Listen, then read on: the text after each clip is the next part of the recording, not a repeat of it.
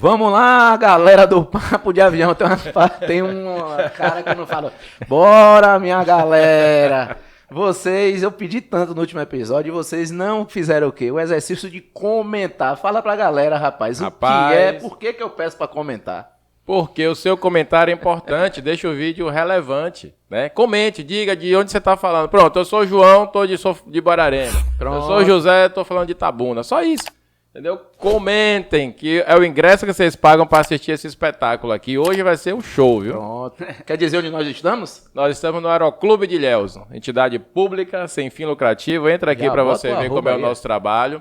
Uma escola de aviação da nossa região. Se você quiser ser piloto, comissário, agente de aeroporto, quiser trabalhar na aviação, é no Aeroclube de Ilhéus, que embora tenha o nome clube, não é clube, é escola. Isso aí. E aqui você vem, seus filhos, seus netos, traz pra gente aqui que a gente transforma a vida dessas pessoas. Se você não puder vir até o Aeroclube de Ilhéus, porque se mora um pouco longe, essa Bahia é enorme, é do tamanho da França, vamos falar disso hoje, inclusive. Quem é a França? Né? Vocês vêm para esse arroba aqui, ó, @Papo de Avião Cursos. É isso aí. É lá que está o curso de piloto EAD, claro, apenas a parte teórica. Então você vai ficar esse tempo, vai economizar essa grana para as horas de voo, depois vocês vêm fazer a prática com a gente aqui. Isso aí. Resolvemos aproximadamente 2.000 questões da ANAC. A gente não inventou questão, a gente pegou a prova da ANAC, respondeu, ensinou a fazer uma por uma, sem chute, né? É isso Rápido aí. e...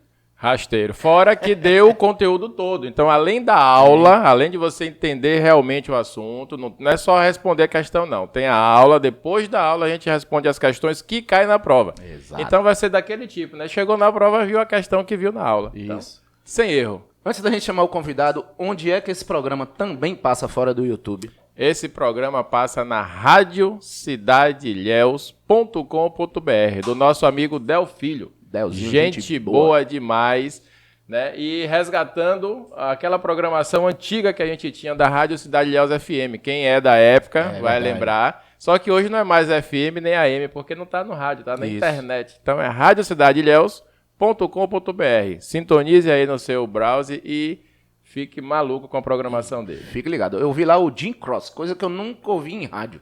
E passou lá. Não, primeiro que Del já é uma figura sensacional. O que foi que eu fiz? Já comentei. Pra quê? Pra ele colocar mais. Tem lá também agora que eu já ouvi Mulheres em Domínio Público, que foram nossas convidadas aqui. Lígia Calas também tá lá. Tá lá tocando já. O repertório dela também tá lá. Rádio Cidade de Ilhéus. É qualidade. É top. Beleza? E hoje você que vai apresentar. Vou apresentar? É. Então vamos lá. Estamos com Luiz Vicente Tomás, né?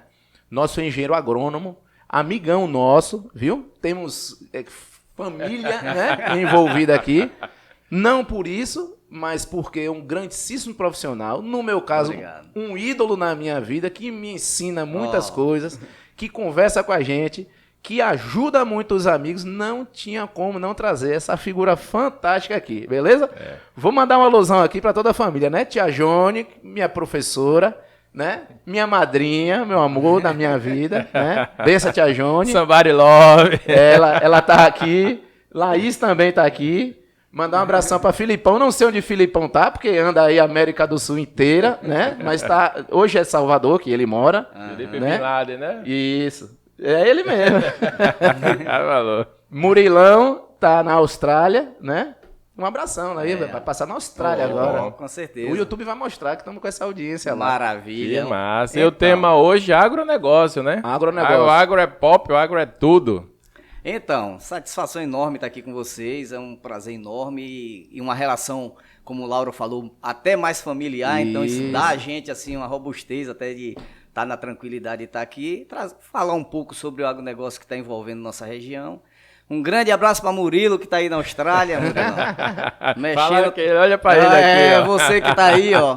Já buscando também seus caminhos aí no agronegócio australiano. Isso aí. Felipe aí em Salvador. Um beijo pros netos e pra minha plateia maravilhosa que tá aqui, né? Hoje tem plateia, vocês não estão vendo não, mas tem auditório hoje aqui. Tem plateia especial aqui. Estamos hoje com, além de Tia Jone e Laís, nós estamos com Bia, que é a filhinha de Xande, e João Marcelo, que é o afilhado. João Marcelo é filho de Vanderlan e Marcela. Pessoal, gente boa. Vou chamar a Biboca para patrocinar, viu? João, através de você, a Biboca vai patrocinar agora o podcast, viu? Maravilha, maravilha. Mas vamos lá? Vamos lá, então. A primeira pergunta sempre é de Xande, né? Mas fazer aqui, já que estamos falando com a Austrália, eu tô sabendo que a Austrália quer abrir um canal pelo seu interior ali, para poder deixar o deserto agricultável. Eu achei muito bacana essa reportagem aí. Tomara que façam. Tomara que façam. Deixar o interior desértico da Austrália agricultável. Isso é coisa para um futuro, né? Tomara que seja um futuro próximo e Murilão esteja lá inserido nesse processo. De repente eles estão de olho na transposição do São Francisco nosso aqui e vão fazer o mesmo, né? Lá, coisas iguais, coisas parecidas. Mas vamos lá. A gente tem ouvido falar ultimamente em agronegócio cada vez mais presente, né? Depois desse período pandêmico que a gente passou aí, todo mundo fala assim, o agro salvou a economia do Brasil, o agro segurou as pontas, o agro está batendo recorde, inclusive até coisas meio, né, complicadas, tipo... Os estrangeiros estão de olho no nosso agro, comprando terras aqui. O Brasil é celeiro do mundo. Exatamente. Eu queria que você começasse hoje com um panorama nacional, para depois a gente passar para a nossa região, do que realmente o Brasil qual a posição que ocupa, como é que é o nosso agro de fato em relação ao mundo. Beleza. Então, Alexandre, Lauro, os ouvintes do podcast aqui, Papo de Avião, é uma satisfação enorme estar aqui, como eu falei. O agro realmente tem acontecido tudo isso que você falou. O agro, na contramão da crise, ele vem avançando, vem crescendo nesses últimos anos. É quem segurou, nós tivemos contratações dentro de um período onde estava tendo demissão. Então, dentro do agro, na área comercial, na área de assistência técnica, nós não sentimos esse impacto de demissões como aconteceu na indústria, como aconteceu no comércio. E realmente, cada ano, nos últimos anos, ele vem sempre demonstrando pujança e aumentando realmente. Nós temos áreas excelentes aqui no Brasil. Esse ano tem uma perspectiva, não em função só da pandemia, mas em função da guerra que aconteceu, do aumento de insumos, de uma pequena retração, talvez, nesse segundo semestre. Mas é coisa de 2%. Então, o agro representa hoje 27% do PIB nacional. Está na mão dele. A gente calcula que esse ano deve ficar em torno dos 25%, por aí, que não é ruim, sabe? Lógico que alguns setores se desenvolvem mais, outros um pouco menos. Mas foi em função do aumento que foi extremo na questão do insumo, e isso trava um pouco o investimento do produtor e abertura de novas áreas. Embora tenha vindo fertilizante aí da Rússia, essa coisa toda, ainda assim vai ter essa retração. Ainda assim tem uma retração, porque os fertilizantes estão chegando agora, mas perdemos algumas janelas de aplicação onde ele estava muito alto. O fertilizante chegou, era na casa de 2 mil a tonelada, chegou até 8 mil. Hoje ele está em torno de 4 mil reais. Então, dentro de uma perspectiva que os produtos não aumentam nesse mesmo... Tem alguma lavoura que vai ser mais prejudicada? Soja, milho... Nós estamos preocupados um pouco com a lavoura de café. Porque o café ele vinha com preço aquecido e agora houve uma baixa. A especulação é em função desses fatores que eu falei, mas também da situação econômica, política que a gente está vivendo agora, que está criando uma certa instabilidade nesse setor, de desconfiança do que vai acontecer a partir do ano que vem. Então, eu estou vindo do Extremo Sul, que é uma região bem pujante nossa aqui na Bahia, nesses setores de café, mamão, etc. E os relatos que eu vi foi de produtores, que são grandes investidores, eles estão com áreas que eles iam iniciar plantio, agora eles estão segurando até ver o que é que vai acontecer após o dia 30 de outubro agora. Então, está realmente nesse setor. Bom, só lembrando, não sei se esse programa vai ao ar antes ou depois do dia 30. Ele vai depois do dia 30. Então, é gravado, tá tudo gravado aqui antes do dia 30. Então, pessoal, a gente tem aí um grande acontecimento dia 30. Hoje é dia 22. Isso. Viu? Então... quando esse programa for ao ar, já teve eleição e tudo mais. A gente já tá sabendo hora dessa quem é o presidente. Tomara que a gente já saiba hora dessa quem é o presidente. É isso aí. Exatamente. Então, pode continuar. Desculpa. Com relação essa questão que você me perguntou sobre o celeiro, os óleos do mundo, realmente é o seguinte, nós somos o quarto maior produtor, nós somos o segundo maior produtor em grãos.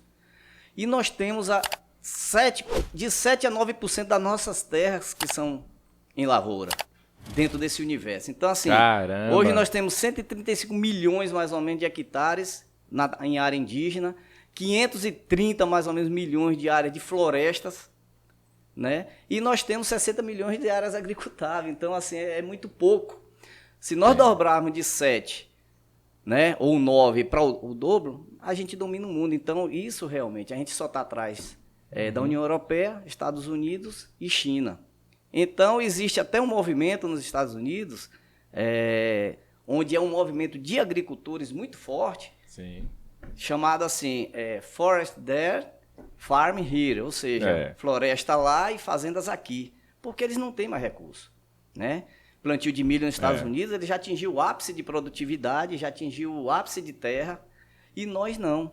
Nós temos ainda áreas que nem precisam ser impactadas, não precisam nem ser degradadas. Nós temos áreas que podem ser utilizadas e nós temos ainda crescimento vertical em produtividade, ou seja, em um piscar de olho, a gente ultrapassa todo mundo. Agora, eu vi uma coisa dessa política aí, Forest There, Farm Here, mas eu acho o seguinte, essa pressão vai acabar a partir do momento que a população mundial demandar mais alimento e o próprio americano não tiver condição de atender. Então a gente vai automaticamente, através de política pública e seja lá como for, ter que aumentar a nossa produtividade, aumentar a nossa área agriculturável, que não tem nada a ver com destruir floresta. Não mesmo. Hoje nós temos hoje áreas improdutivas, digamos assim, áreas que estão em processo de pasto abandonado, área degradada, que se for utilizada para agricultura, só aí a gente consegue superar. Mais do que dobra, né? Mais do que dobra. Nós temos hoje o boi, né? Nosso boi é o nosso boi verde. Né? Nosso boi verde. Leva o microfone para ti. Isso aí. Então, o nosso boi verde, o que é que acontece? Nós temos boi a pasto. É uma das carnes mais baratas produzidas, né? Nós fazemos alguma interferência de algum confinamento, semi-confinamento, mas é pontual. Nos Estados Unidos, só confinamento. Principalmente na Europeia, 6 meses o boi dentro de um estábulo sendo alimentado na boca. Então o custo disso, do leite, o custo deles é muito grande. Eles não têm mais área de expansão, né? Então, assim, realmente o Brasil ele está sendo olhado por todo mundo, porque é aqui... E o medo deles é aqui, porque a gente consegue produzir. Aqui nós temos terras boas, nós temos um clima adequado, favorável, produtividade e temos áreas para crescer. E mão de obra. Mão de obra. Aqui a gente pode crescer, Alexandre e Lauro, tanto vertical, no caso produtividade, como horizontal, em termos de área. Sim, lá eles não podem crescer mais horizontalmente, porque eles não têm mais área. A produtividade chega um momento que a planta, ela... Por mais genética e nutrição que ela tenha, mas ela chega no momento que ela estabiliza. É o máximo dela, É o máximo dela. Tirar o máximo, como se fosse um atleta. Você tirou o máximo dele ali, já foi, meu amigo. Exatamente. Então, agora vamos lá. Eu ouvi do Alexandre Garcia, ele falando assim, rapaz, de alguns anos pra cá, o Brasil tinha, quer dizer, no passado o Brasil tinha vergonha de dizer que era o fazendão do mundo. Hoje o Brasil está tomando uma coisa que é como um orgulho de alimentar o mundo. Entendeu?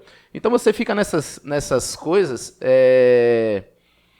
que realmente no passado falava assim, rapaz, é trabalhador rural ou é agricultor, a pessoa ficava, rapaz, será que diz que não diz? Aqui a gente não tem isso porque o cacau sempre dominou, sempre deu muita grana, todo mundo sabia que o cacau agricultor tinha muita grana e tudo mais, tal. Vamos lá. Vindo para cacau, que é a nossa realidade aqui, essa pulverização que aconteceu de áreas grandes sendo bastante divididas, isso foi positivo ou negativo? Ou seja, deixa eu fazer a pergunta melhor. Antes eram fazendas bem grandes, onde a vassoura de bruxa pegou muita parte dessas fazendas. Um movimento que aconteceu e que eu vi foi que os grandes patrões e coronéis não conseguiam pagar os contratos trabalhistas e estavam falando assim, olha, fique com uma parte da fazenda para você. Você também fique com uma parte. A gente conhece muita gente que aconteceu isso. Isso foi bom? Isso foi ruim? Como é que você vê essa parte aí? Então, vamos voltar um pouquinho lá atrás. É muito comum hoje criticar e falar dos fazendeiros de antigamente, que eles não investiam e tal. Na realidade é o seguinte, Lauro, se você tem algo que está lhe dando uma rentabilidade extrema, fora do comum, dificilmente a pessoa vai se mobilizar para pensar em outras coisas. O que é que existia antigamente? Nós existíamos uma lei trabalhista fraca, onde não tinha os direitos, vamos ser sinceros, que hoje tem, né? Nós tínhamos Um cacau super valorizado. Então, assim, a nível de hoje, é como se fosse em torno de R$2.000 uma saca de cacau. Caramba. Sendo que hoje uma saca de cacau está em torno de R$600.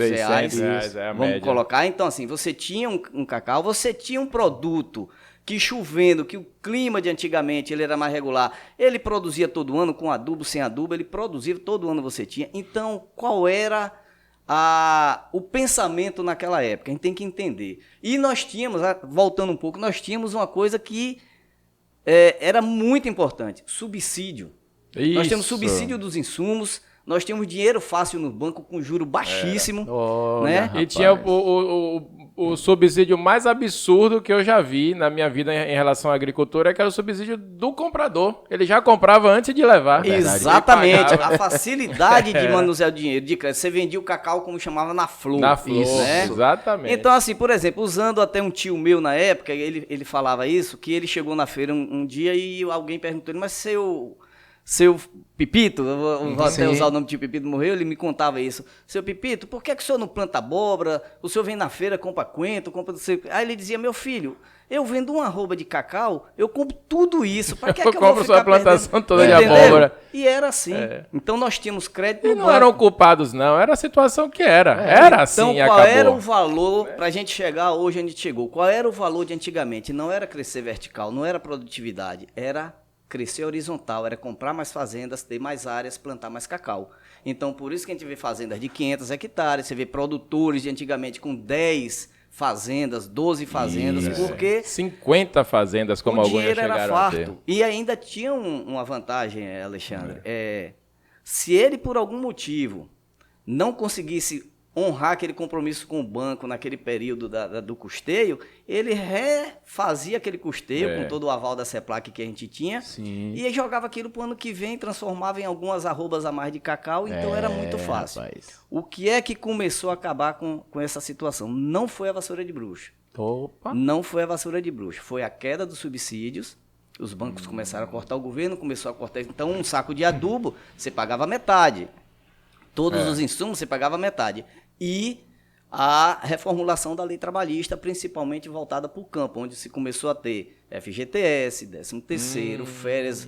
O Ministério do Trabalho começou a olhar mais para ir para o campo. Então, assim, houve... E aí os preços do cacau internacional começaram a baixar. Então, assim, você olha que uma série de fatores, você começou a ter um custo mais alto, começou a ter dificuldade no crédito e ter que começar a honrar com aquele crédito. E o produto começou a perder preço. E perder preço. Quer dizer, vassoura de bruxa... Foi a pá de cal. Foi a pá de cal. A vassoura de bruxa chegou no momento em que o produtor já estava descapitalizado, ou parte dele já estava descapitalizado, com algumas medidas que foram iniciais ineficazes, onde houve um financiamento específico para tratamento e controle da vassoura de bruxa. E isso se mostrou depois ineficaz. Então, assim, aquele dinheiro que ele tomou para driblar ou para superar a vassoura de bruxa, não deu certo e terminou de endividar o produtor. É essa dívida que todo mundo grita hoje para ser perdoada. Pronto, né? Perdoada. Foi perdoada já, não? Não. Ainda não, Tem né? processos correndo, mas não teve perdão até agora. Teve uma condição de renegociação, mas ainda muitas fazendas ainda estão impactadas com Mas isso. aí, depois, só complementando a pergunta de Laura, aí para a gente ter o fim dela. Depois de toda essa problemática, e aí o fim das grandes fazendas e início de pequenas buraras, vamos dizer assim, que é o mais que a gente ouve aqui, hoje, isso foi benéfico para a lavoura, isso deu uma sobrevida na lavoura, em vez de dono cuidar de 50 fazendas, agora está o camarada praticamente de subsistência dentro da rocinha dele, com o facão nas costas, indo de sol a sol, cuidar da fazenda. A gente deve a esse pequeno produtor hoje a permanência da lavoura do cacau? Sim, nós temos dois fatores também aí. Após essa crise toda, aconteceu duas coisas. Os produtores maiores, que tinham uma estrutura maior, que não tinha condições de estar dentro da lavoura, ele começou a fazer processo de parceria com seus funcionários, né? E isso sim deu uma sobrevida. O pequeno produtor, ele sempre consegue se safar melhor, digamos assim, né? Ele tá ali o problema dentro, dele é menor, né? O problema dele é menor. E aí nós tivemos duas classes de produtores aqui na região, que são já os herdeiros daqueles maiores. Certo. Teve aquele grupo que ficava ali no Jardim do Itabuna, na Praça Cairu, aqui em Ilhéus, lembrando dos tempos áureos, né? Falando, porque no meu tempo tinha isso, do meu pai, eu trocava de carro, saudosista, e a fazenda acabando, e muitas fazendas foram vendidas. E tem aquele grupo que diz, opa, eu preciso dar a volta por cima. Tocar para frente. Começou a chegar gente de fora, com outra visão, né? Então hoje nós temos, digamos assim, uma nova revitalização da cacauicultura, né? O sistema Cabruca, que é um sistema conservacionista, ainda permanece, mas já permanece também com uma dinâmica diferente, né? Com novas clonagens, material genético. Então, se correu em busca de material tolerante à vassoura de bruxa, não resistente, nós não temos material resistente até hoje. Isso é legal. Tolerante, que dá condição da pessoa tratar com maior produtividade, mas isso demanda também o quê? Voltar no nível de investimento que não se tinha. Então o cara já olha hoje a lavoura, ele precisa pensar na nutrição, ele precisa pensar no controle de praga e doença, ele precisa pensar no manejo de poda, que antigamente não fazia. Então hoje nós temos aqui na região, das 450 mil hectares de cacau, que é a região, compõe a região cacaueira, nós devemos estar em torno aí de 5 mil, 6 mil, eu não sei se chega a 10 mil hectares de áreas renovadas, né, com esse sistema. Hoje nós temos dois sistemas, Alexandre e Lauro. Nós temos o cacau cabruca, que ainda permanece, como eu falei, com uma nova dinâmica, e já temos o cacau a pleno sol. Né, um cacau. Caramba, que isso é uma grande novidade para mim. Eu nunca pensei que fosse possível. Exatamente. Então, assim, se sai de uma produtividade medíocre de 10, 15 arrobas por hectare, hoje para 200, 150, 200, e tem até o projeto 500, de 500 arroba, que é uma coisa mais específica, mais, digamos assim, mais colocada na mão daquele agricultor familiar, porque demanda algumas técnicas de ter dentro. Mas assim, 150 arrobas... É plausível. Plausível para qualquer um fazer. Mesmo no... E qual é o melhor para 150 arrobas? O cabruca ou o sol pleno? Você consegue nos dois. No sol pleno ele demanda mais investimentos. Certo. Né? A depender da região, irrigação. Eu vi Luiz Eduardo Magalhães, que não tem um pé de árvore. O cara com sol pleno no cacau lá, falou, não vai dar nada aqui. E tá dando. Aquela região, então, Luiz Eduardo Magalhães, Bom Jesus da Lapa, aquela região lá de cima, eles estão com áreas gigantes de cacau irrigado, né? Porque eles têm solos bons. A dificuldade maior lá era o clima que o cacau precisava de água. Se ele leva água, leva nutrição, faz uma fertirrigação e faz um manejo, hoje eles conseguem sucesso total. Caramba, e concomitante a isso vieram as fábricas de chocolate, né? Sim, exatamente. Você observa que a região ela deu um boom, né? Em fabricação de chocolate, que era outra coisa também que ficava na mão do exterior, ninguém fazia chocolate, exatamente. Era um segredo, era um mistério, era impossível. Hoje a pessoa monta na estrutura na fazenda e está todo mundo fazendo seu chocolate caseiro, seu chocolate gourmet, né? E isso está tendo um nicho de mercado ainda pequeno, mas já se apresenta lá fora. Você vê que já tem e na França, né? Isso, Festival do Chocolate. Festival do Chocolate, muita gente já tem participado, concorrido, né? Já temos pessoas eu já se vi que tem 2 grandes fabricantes de chocolate nível mundial que vieram aqui comprar a fazenda de cacau porque eles não queriam mais ficar na mão de achar cacau um ou outro, porque o negócio deles é o chocolate. Então tem 2 grandes fábricas mundiais de chocolate que já tem fazenda aqui na nossa região para poder ter o próprio cacau. Não, tem. E tem muita gente já de fora vindo, né? Com nova visão, nova tecnologia, comprando fazendas aqui degradadas, aquilo que eu falei, aquele que não quis evoluir, que não cresceu. Por quê? Um cara hoje de 300 hectares, dificilmente, nessa condição de custo, ele vai conseguir cuidar das 300 hectares com essa área de vassoura de bruxa. Mas ele pode pegar 10, 20, começar e fazer todo um processo inicial ali e mudar essa lavoura. É o que está acontecendo em alguns casos. Outros preferiram vender e sair da atividade. E aí estão entrando os profissionais da área, né? Sem a ajuda do profissional, não vai. Então, uma coisa também hoje, né, que a gente vê, a assistência técnica antigamente era só CEPLAC, era aquela assistência do técnico, aquela coisa mais básica. Hoje você já vê pessoas que têm esse nível contratando consultores, né? Então hoje já existem vários consultores de cacau na região, de outras culturas, gente que trabalha, vamos dizer assim, mais afinado com a tecnologia, com as coisas mais modernas, com a nutrição, enfim, dando essa dinâmica para se conseguir esse nível de produção que eu estou te falando, que não é tão difícil. Vou puxar uma pergunta aqui e que pode puxar até outra pergunta à frente, né? Tem alguma coisa que a gente consiga fazer na lavoura de cacau, por exemplo, alguma outra cultura onde a gente possa ter um ganho maior naquele momento que não der o cacau, a gente vai ter aquela outra cultura? Valor, né? Porque a gente vê, por exemplo, em outras culturas que entre elas há uma segunda cultura, né? Algumas plantas que são precoces, por exemplo, vamos lá para a agricultura familiar. Um jiló, um quiabo, uma cenoura, um negócio que sai mais rápido, milho naquela época. Com o cacau dá para fazer isso? Ou a gente tem que pegar uma área e colocar outra cultura para suprir esse gancho aí, que uma hora que o cacau não der a grana? E só completando sua pergunta, tem coisas também que precisam mudar, como, por exemplo, você planta soja, entre uma safra e outra, tem que botar uma outra cultura para corrigir o solo. Não porque você precisa da outra cultura para complementar. Né? Você planta soja, depois você planta milho para poder dar, né, corrigir o solo para a próxima safra de soja, o solo tá melhor. A gente chama de cultura até de escape, né? Porque você quebra até aquela condição de praga entre uma cultura e outra.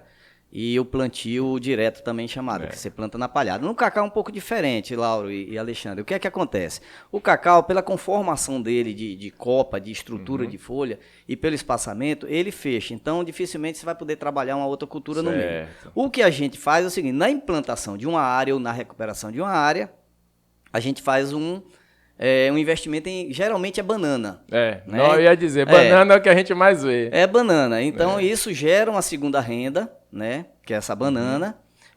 Hoje, em áreas como está fazendo com esse plantio direto do cacau, um plantio a pleno sol, já se utiliza também frutíferas como árvores de sombra, porque tem que ter um conforto térmico, não é? A gente fala a pleno sol, mas a gente estima em torno de 20 árvores maiores por hectare, né? E aí está se utilizando muito árvores frutíferas que você reverte para uma polpa, uma coisa assim. Cajá, manga, giripapo, esse tipo de coisa. Manga não tanto por causa da estrutura da manga, que é muito forte. Mas a determinado momento, a partir de 3 anos, o cacau ele começa a equilibrar, encontrar suas copas. Então ele forma um dossel que dificilmente você vai conseguir cultivar um quiabo, uma coisa embaixo. E até a banana ela começa a ser retirada a partir desse momento também, porque senão fecha muita área. A banana que seria para sombrear, ela é um assombreamento provisório que depois você pode manter já bem mais raleado, já retirando. Você vai cultivar ela ali por 2, 3 anos até o cacau encontrar. O próprio cacau ele vai fazer uma cobertura morta com o que a gente chama do bate-folha, aquela folha que cai, que ela cobre, vira matéria orgânica, aquilo se volta para o solo, principalmente se é uma área hoje em dia já adubada, porque parte desse nutriente ele vai estar sendo exportado pela casca, pelo material que cai, ele volta para o solo. Mas toda fazenda hoje, Lauro, tem sua área de cacau e tem um pastinho lá encostado, tem uma capoeira velha que não faz, então esse aqui é o grande lance. Então hoje nós temos essas culturas que você falou, de ciclo curto, uma rentabilidade. Essa palavra é isso aí mesmo. O quiabo, a abóbora, o giló, machixe. Amigo, isso é de uma rentabilidade altíssima. É uma rentabilidade altíssima. A única dificuldade disso é que o cara tem que estar lá dentro. O quiabo, esse tipo de cultura, ele não permite o cara estar na rua e ir para lá o final de semana. Aí é que vem a cultura de subsistência das pequenas borarinhas, Exatamente. Ele tem que estar lá dentro. São 2 colheitas no ano. Você trazer hoje um quiabo, um giló, uma coisa dessa para uma feira, um material, inclusive, vai estar um material sem agrotóxicos, você pode conduzir ali com algumas técnicas. Isso tem venda. Eu já tive amigos aqui na região de Una, Canavieira, que eles entregavam no sacolão em Canavieiras e sobreviveu muito tempo com quiabo, entregando 2 vezes na semana. Caramba. Então, assim... meu irmão. Deixa eu contar... Pode... Até completando isso aí agora para um negócio mais histórico, eu lembro, embora tenha esses cabelos brancos, mas não sou tão velho assim, que quando a vassoura de bruxa chegou ali no início de 90, que acabou com tudo mesmo, todo mundo perguntava, poxa, essa região não dá outra coisa? Né? Por que todo mundo insiste no cacau? Eu lembro que começou a ter uma conversa de palmito em Camaquã, junto com um pouquinho de café também em Camaquã, e tava todo mundo querendo uma outra cultura, porque todo mundo, a grande parte das pessoas não acreditava mais no cacau. As fazendas foram abandonadas, ficou aquele negócio mesmo, uma época triste da nossa história. Dessas tentativas de cultura todas, alguma deu certo? Alguma sobreviveu? Alguma funcionou? Pronto, então, Alexandre, como a gente estava comentando, existia, baseado nessa rentabilidade do cacau, aquela história, aqui só dá cacau, aqui não dá outra cultura. Aí. Porque era comum, né? Era uma cultura fácil.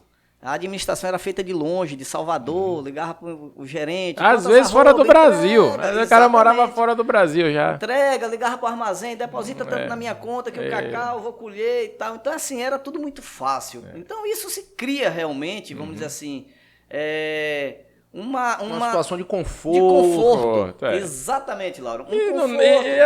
Qualquer um faria o mesmo. Pra que eu vou me aventurar? Exatamente. É por isso que a gente não pode condenar os erros dos produtores. A condição era essa, meu amigo. E era uma coisa perpetuada, era décadas. É como se fosse um poço de petróleo, né? Toda monocultura, ela cria isso e ela é prejudicial. E ela chega no momento que tem esse fim. O que é que aconteceu com essa reviravolta toda? Pessoas de fora começaram a observar que aqui tinha terras boas, o Espírito Santo principalmente. Vamos agora voltar nessa questão. O Espírito Santo é um estado pequeno, rico, onde tem uma sucessão familiar muito ativa. Chama o microfone. Né? Uma sucessão familiar muito ativa. E o que é que acontecia lá? As terras ficaram pequenas porque as famílias foram crescendo. Então eles precisavam de um espaço maior, porque o hábito lá é o filho casar, pegar ali a areazinha de café dele e morar dentro da fazenda com o pai. Só que não tinha mais área para isso. E começaram a descobrir que o sul da Bahia, que a Bahia tinha condição e começaram a subir. Há algum tempo atrás subiram para a região de Eunápolis, Teixeira e com essa crise chegaram na nossa região. Foi a redenção da região de Camaquã, Santa Luzia, Arataca, Agora-Una. Essa turma comprou terra barata, vendia terra lá por um valor 5 vezes maior do que aqui. Quando chegava aqui tinha água, tinha mata, tinha capoeira, tinha tudo que eles queriam, toda a estrutura. Para trabalhar. Pastos degradados, fazendas abandonadas, então... se começou esse movimento de migração do café que hoje já está chegando em Valença. Caramba! Itacaré, Maraú já tem café, Camamu já tem café. Então, assim, é uma outra alternativa. Junto com isso veio o mamão, veio o abacaxi, veio o maracujá. Então, hoje a gente tem uma região já pulverizada dessas coisas. O café, sim, Lauro, enquanto você conduz ele até o 3º ano, 2º ano, ele permite você fazer esse consórcio. Então, assim, tem produtores que eu dei consultoria técnica, eu faço consultoria técnica. Enquanto o café crescia, ele plantou maracujá na linha entre uma linha e outra. Teve cultivo de tomate. Para você ter uma ideia, tem um produtor pequeno aqui em Maraú, logo depois de Itacaré ali, que ele plantou 1000 pés de tomate, uma semente selecionada, plantou nas linhas do café e ele colheu 300 caixas de tomate. Vendeu na época R$70, fez 21 mil nessa área. E ele ia comprar uma picapinha pelo banco, financiada, desistiu, comprou uma D10 usada que atendeu a roça dele. A necessidade. E ele fez consórcio com com melancia, fez consórcio com maracujá, fez consórcio com o tomate que eu falei. Então, assim, numa área pequena ele tem café, tem pimenta do reino e está fazendo uma areazinha de cacau nesse sistema. Ou seja, aquilo que a gente sempre falava de economia, diversificação, tem que acontecer também na rocinha, diversificação. Então, hoje, assim, Camaquã é uma cidade que mudou, o comércio de Camaquã hoje é outro, né? Santa Luzia, a cidade está crescendo, chegou o Cicobi agora, tem lojas do Extremo Sul querendo vir já para abrir. Bacana. A Coabriel, a cooperativa de café, veio para Camaquã, abriu uma loja, uma estrutura. Pra você ter uma ideia, quando eu iniciei meu trabalho lá em Camaquã, pela Coabriel, eu trabalhei lá durante 9 anos praticamente, saí agora. O que é que acontece? Nós pegávamos na região, já mandava para Teixeira de Freitas esse café, para você ter uma ideia, que era uma unidade mais próxima. Era 20 mil sacas de café. Quando eu saí de lá, a gente já estava com 71 mil sacas de café na região. Cara, então triplicou, mais do que triplicou. Hoje nós temos aqui nesse litoral o café Conilon, né? A gente tem que entender que existe uma diferença entre o café que a gente fala, o café arábica, que é aquele de Vitória da Conquista, e o café Conilon, que é do litoral. São irmãos, mas são diferentes. São diferentes. Né? Algumas similaridades, questão de pragas e doenças, mas o manejo é diferente, o grão é diferente, o sabor de bebida é diferente. Mas essa turma trouxe um desenvolvimento para essa região. Una hoje está sendo um polo grande de produção de pimenta do reino, café e cacau.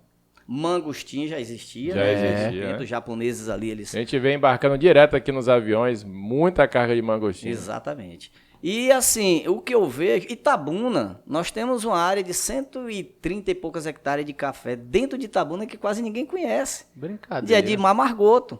Caramba. Ele colhe 10 mil sacas de café dentro de Itabuna. São 7 quilômetros. Você pegando pelo outro lado do Rio Cachoeira, descendo em direção a Ilhéus, onde vai ser a duplicação. A duplicação lá. 7 quilômetros ali tem uma fazenda que quase ninguém conhece. Agora com a duplicação vai conhecer. Vai fazer igual a Conquista, a gente passa lá da lavoura. Exatamente. E digo, gente, o café ele é muito marginalizado, né? Com uma certa razão até no Espírito Santo pelo desmatamento, mas não foi o café que promoveu isso, foi a imigração, a falta de recurso, desbravamento, que era inclusive autorizado e incentivado na época que eles migraram pelo governo. As madeireiras, tá? Exatamente. Mas na nossa região nós temos condições, toda fazenda tem condições de produzir uma área de café, se quiser, sem mexer com mata. É mesmo? Sem mexer com mata, Alexandre. Eu tenho várias fazendas aí que eram pastos, capoeiras degradadas, cacau morto, o substituição agora, substituição de lavoura. Lavoura degradada. Sabe por que você tá falando de café? Eu tô com uma coisa que eu sou leigo nesse negócio. Meu negócio é aviação, que todo mundo sabe disso. Mas eu sempre achei que café só dava em Conquista aqui na Bahia porque era aquele clima. A altitude, são quase 1.000 metros de altitude em relação ao nível do mar. Tem o friozinho, né? Aquela neva, aquela coisa. Eu falava, café só dá, na minha cabeça, naquele clima. Nunca imaginei que Itabuna e Ilhéus podia, né, aqui quente desse jeito, o nível do mar pudesse dar café. Então, vou te dar uma aulinha muito rápida aqui com relação a isso. Vou tomar até um café. Isso aí que eu ia falar. Hoje tá uma verdadeira quebra de paradigmas, coisas que eu tinha na minha cabeça. Tô achando que qualquer coisa tá em qualquer lugar agora. Esse cara deve estar mentindo, não é possível.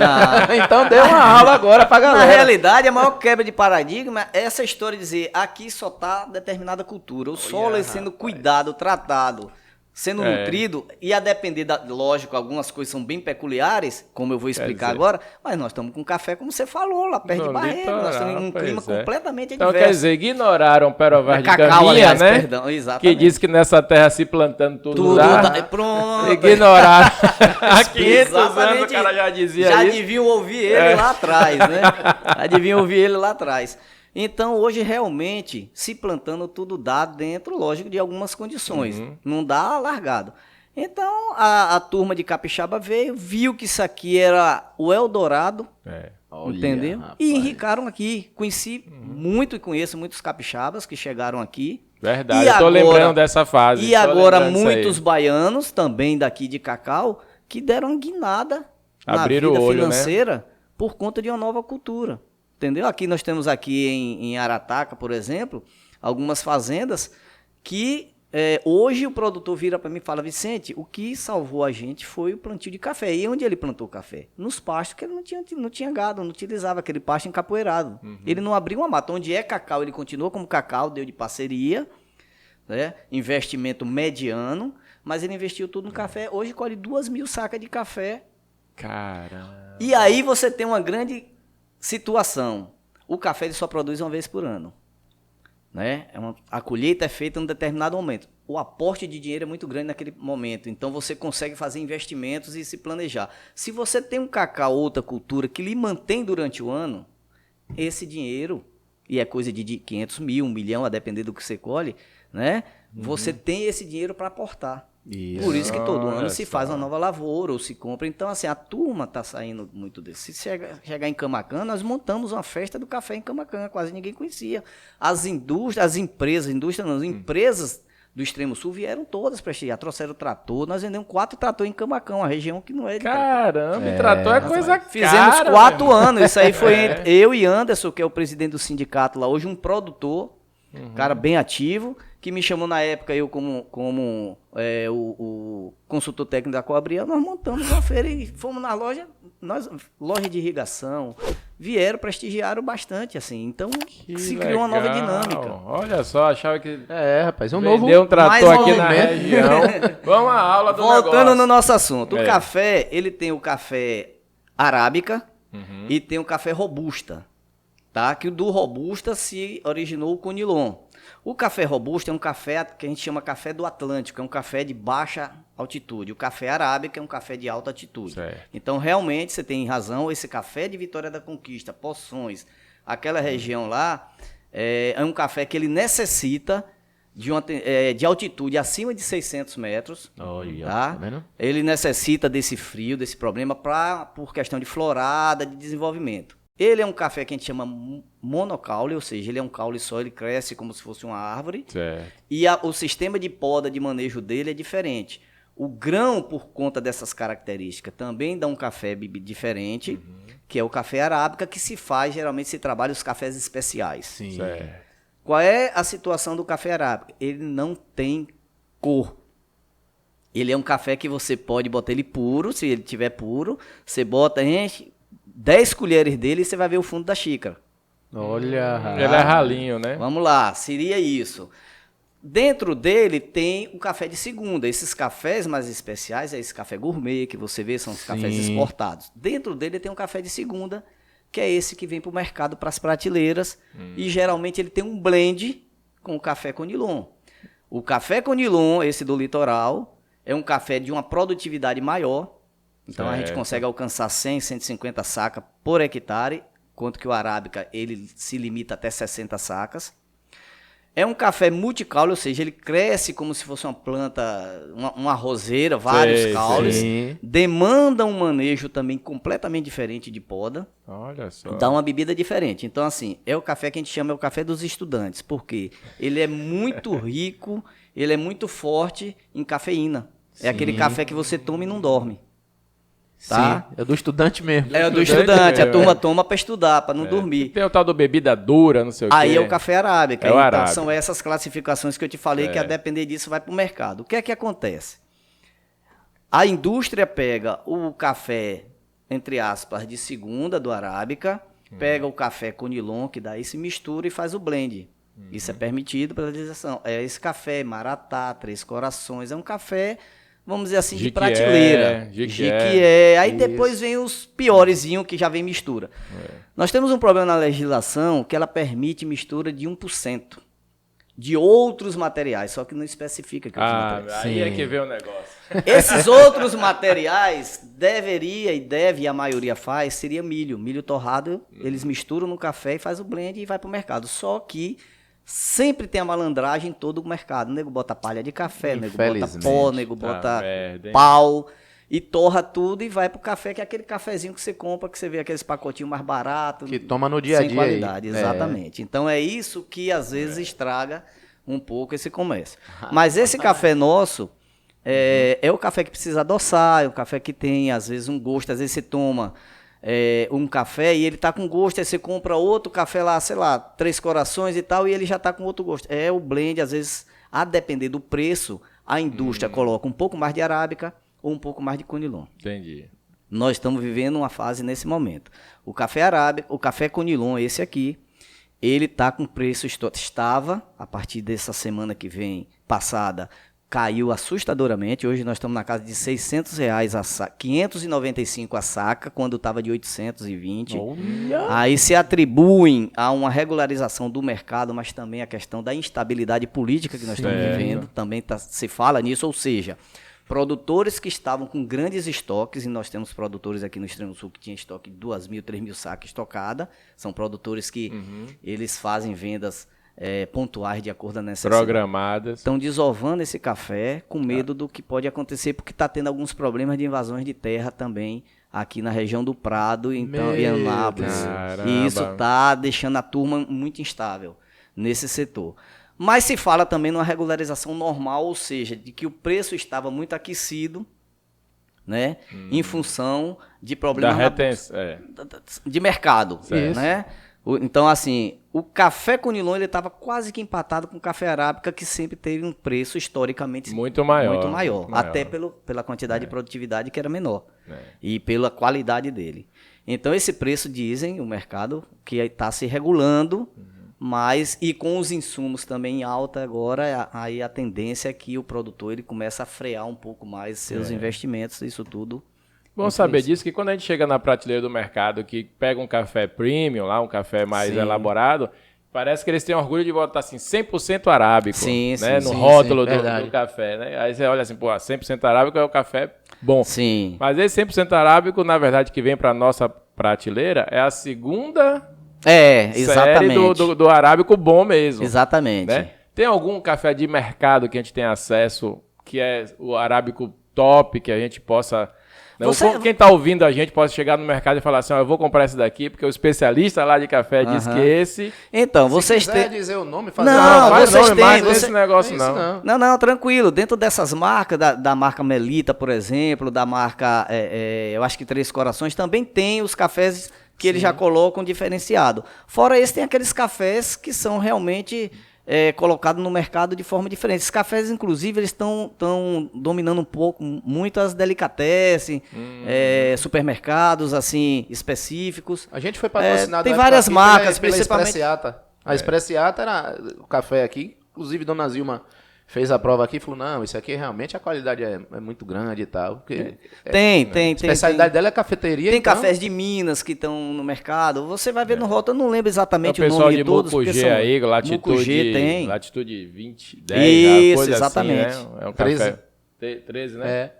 Ali, muito legal. Então, são cafés mais trabalhados. Esses cafés são mais... É aquele café para você degustar, na realidade, né? O pessoal fala até um crime. Como é que você pega um café desse e vai botar açúcar, não sei o que, aquela história. Igual botar o gelo no uísque, você ofende o pessoal que é especialista em café ali. Mas, enfim. Agora vamos lá para o cidadão comum. Na boca lá, já degustando. O que é que a gente espera de um bom café? O que é que a gente pode esperar? Aroma, vamos lá. Um bom café... Tá no copo, na xícarazinha aqui agora. Que é que você sente um aroma, né? Aquele aroma de café gostoso, você não sente aquele cheiro de queimado. Na boca, você pode tomar um café que é suave, né? Um café que não trava, né? Principalmente quando ele... passa nas coisas, não sou especialista, sommelier, mas sente. Exatamente, você sente que ele desce suave, é um café que não tem acidez alta, né? Aquele café que você toma, ele dá logo uma azia, então entendi. É mais ou menos assim, é questão de sensibilidade mesmo esse negócio do café tomar dá logo uma azia é muito comum. Exatamente, então... Que maravilha. São cafés mais assim, que ele desce com mais suavidade, que tem um aroma melhor, mais frutado, nesse sentido. Tipo um vinho. E a criançada voltou aqui, ó. Opa, que coisa. Sejam bem-vindos novamente. Que bom, hein? Me diz uma coisa. Qual o lugar da pecuária hoje na nossa região? A gente tinha ali Itapetinga como um grande expoente, né, da pecuária da região. Tinha lá os matadores, se é que pode dizer isso mais, né? Os frigoríficos. Isso. Era em Itapetinga, a cotação da arroba do boi gordo era dada através de Itapetinga e tal. E a gente viu que, de acordo com algumas mudanças que aconteceram no mercado, né, grandes frigoríficos tomaram conta. Raramente a gente encontra numa cidade grande aquele açougue da esquina, que o cara vinha com a metade do boi nas costas, né, que matava o boi no matadouro municipal. Agora não, você vai para o mercado, tá lá empacotado com uma marca, né? Dizendo que a carne é uma picanha, é uma fraldinha, você não sabe nem se é cheio mesmo. De selo. Cheio de selo, cheio de tudo. Coisa para exportação. Parece que a gente tá na Europa agora, né? Nos Estados Unidos, que não tem gado extensivo. A nossa região aqui, como é que tá na questão do gado? A gente tem ainda muito de corte, ainda tem muito de leite, ainda era o que era, acabou, diminuiu, aumentou. Como é que está isso? Então, com relação à questão de pecuária, que é um pouco polêmica por conta, assim, o produtor, ele também sempre foi muito explorador de pasto. A realidade é essa. Hoje também isso está mudando. Então nós temos a pecuária ainda na região de Itapetinga, que é uma pecuária forte ainda, muita fazenda extensiva, muita área degradada. Tá? Então, poucas pessoas. Temos no extremo sul produtores mais profissionais e hoje nós temos o oeste baiano, que além de grãos, que está lá perto, eles têm uma pecuária mais tecnificada, inclusive com terminação. Pode pegar. Pode ficar tranquilo. Foi o óculos que caiu aqui. Aqui Pronto, é ao vivo. Quem aqui. sabe faz ao vivo. O óculos. Nós temos uma pecuária no Oeste que é geralmente mais direcionado, ou essas empresas são donas, ou é direcionado para essas empresas onde eles fazem um confinamento de terminação. Pega aquele animal apartado e ele leva até a arrobação já com complemento a nível de coxo, ou confinado mesmo, né? Só com confinado externo, não aquele confinado como a gente vê na Europa, ou só como terminação, semi-confinado, que é o que está hoje, os produtores estão caminhando. O que é? Ele come um período no pasto e tem um arraçoamento, um proteico, um material volumoso, uma coisa volumoso. Só que isso demanda também ter um material genético diferente. Então hoje está se fazendo muito cruzamento industrial. Aquele boi que era o Sol Nelore, Sol Tabapuã, que é aquela carne mais dura, que é aquele boi musculoso, que é aquele boi... Esse mercado ele está mudando um pouco. Está se fazendo hoje muito cruzamento industrial, onde você pega um material desse que é mais rústico, cruza com gado europeu. Geralmente para a nossa região está se usando muito o Red Angus, né? Ou o Albert de Angus, que é o preto. Então faz um meio sangue e esse meio sangue é que está indo para terminação. Aí você tem uma carne onde ela tem uma entremeação maior de gordura. Marmorizado, né? Marmorizado, você Eu não gosto. tem... Ah, nem um pouquinho. Quem tiver, mande pra cá. Esses dentes estão afiados aí. Onde você tem assim um animal com a carcaça melhor, uma conversão alimentar melhor. Só que isso também demanda não só pasto. Então a gente tem o pasto, como eu falei. Então é uma tecnologia acessível para todo mundo. Você tem um determinado horário onde você coloca a ração no próprio pasto, no coxo lá, e o animal pasteja. Você economiza 30% ali de pasto, de área inclusive. Cara, é muita coisa. E concomitante com isso, o produtor foi obrigado a virar agricultor. O pecuarista foi obrigado a virar agricultor de pasto. Então hoje se aduba, se divide mais em piquetes, para que o animal planta alguma coisa, tipo cana, alguma coisa, leguminosa, planta, suplementação, aí é uma suplementação. Hoje, a maioria dos produtores tem uma área anexa, que é um capim elefante, um capim de corte, adubado, ou um canavial, onde ele faz o volumoso, para colocar junto com esse proteinado, e ou que seja uma ração. Acaba que fica até menos suscetível às secas, né? Porque quando dava seca aqui, lembra que tinha uns períodos de seca fortes aqui que acabava o gado? Não, aquela seca que teve em 2015 para 2016, tivemos uma seca aqui braba, que morreu o gado muito aqui. Inclusive foi no período que eu fiz uma entrevista para o Globo Rural aqui na região. Eles vieram fazer uma cobertura na região de Itapetinga, onde morreu muito gado. Muito, né? Dava pena. Morria de fome, né? E aí, junto com isso, eles vieram até a região para mostrar também a seca, o impacto no cacau e no café. Aí foi a segunda entrevista que eu fiz para o Globo Rural aqui na nossa região, que foi ao ar a nível nacional. Que foi, nós recebemos aqui uma empresa de nucleação de nuvens, né? E o pessoal falou, tá querendo fazer o papel de Deus. Exatamente. Só para explicar, a nucleação de nuvens, ele pega aquela nuvem que tem um corpo que dê chuva e ele faz a nucleação ali. E não vai aditivo químico algum. Eles nucleavam a nuvem com água gelada. Só isso. Agora, o que é que acontecia? Olha a tecnologia dos caras. Em alguns casos, eles faziam a nuvem chover onde eles queriam, que era onde realmente precisava, né? Então, Laura, interrompendo porque aquela história de botar sal na nuvem não é tudo água pura e gelada. Nitrato de prata, alguma coisa assim. Não tem produto químico algum. Eu acompanhei aqui. Eram freezers e mais freezers aqui nesse hangar do Aeroclube, com gelo, inclusive, dentro, e uma bomba que jogava água gelada para dentro dos tanques de um avião. Não tinha aditivo químico algum. Show de bola. Entendeu? Porque aí já na parte de meteorologia, você deve saber um pouquinho também, aí, mas já é nosso campo aqui. Isso. A nuvem para chover, ela precisa só que a gota d'água cresça. Sim. Né? E fique mais pesada do que a nuvem possa suportar, as correntes ascendentes possam suportar e aquela água desce. Entendi. Então ele joga mais água na nuvem, só isso. Fazer uma pergunta aqui, posso te colocar numa sinuca aqui, viu? Vamos lá. Olha lá, hein? Vamos lá. Vicente recebeu uma coisa utópica, viu? Vicente recebeu aí em herança ou de alguém 100 hectares de terra agricultável. por onde Vicente começaria e qual o objetivo de Vicente com esses 100 hectares que ele recebeu assim, de mão beijada, né? Vamos dizer assim. O que é que ele faria, como ele faria, qual seria o planejamento, que deve ter uma turma falando assim, rapaz, diga onde é essa área, pra gente dar um traço melhor aonde essa área, em que município aqui? Não, vamos imaginar, Itabuna, que eu sei. Aqui. Pronto, na região aqui. Bota Bota aí, Itajuípe, Itabuna, Buerarema, Camacan, recebi 100 hectares, o que é que eu vou fazer, qual é o meu objetivo e com quanto tempo? Então, isso antes ou depois do comercial? Então vamos fazer um fazer um comercial. Deixa essa no toma um suspense. café. que é pra eu pensar como é que eu vou ficar rico nessa 100 hectares. Essa é a pergunta. Estamos falando aqui, amém, Senhor. Vamos chamar cá. Decolou aí, o patrocinador. Qual os patrocinadores que estão com a gente desde o início? Primeiro, Supermercado Jaciana, que vou adiantar logo, a gente estava falando de carne aqui, tá com carne de qualidade absurda. Eu vou dizer a vocês aqui, vão lá e peçam a especial, que é fã. A carne do sol dos caras é fantástica. Mercado Jaciana. Então aproveita, vai fazer o que lá? Muito Segunda da proteína, que eles têm feito segunda e terça em algumas vezes. A quinta do hortifruti e o final de semana cheio de ofertas. Vem aqui, acompanhe os vídeos do Guigo com o Serjão. Guigo lutando pelos preços baixos, Serjão atrapalhando. A gente sabe que é uma peça teatral, mas Serjão tem tomado esporro da turma.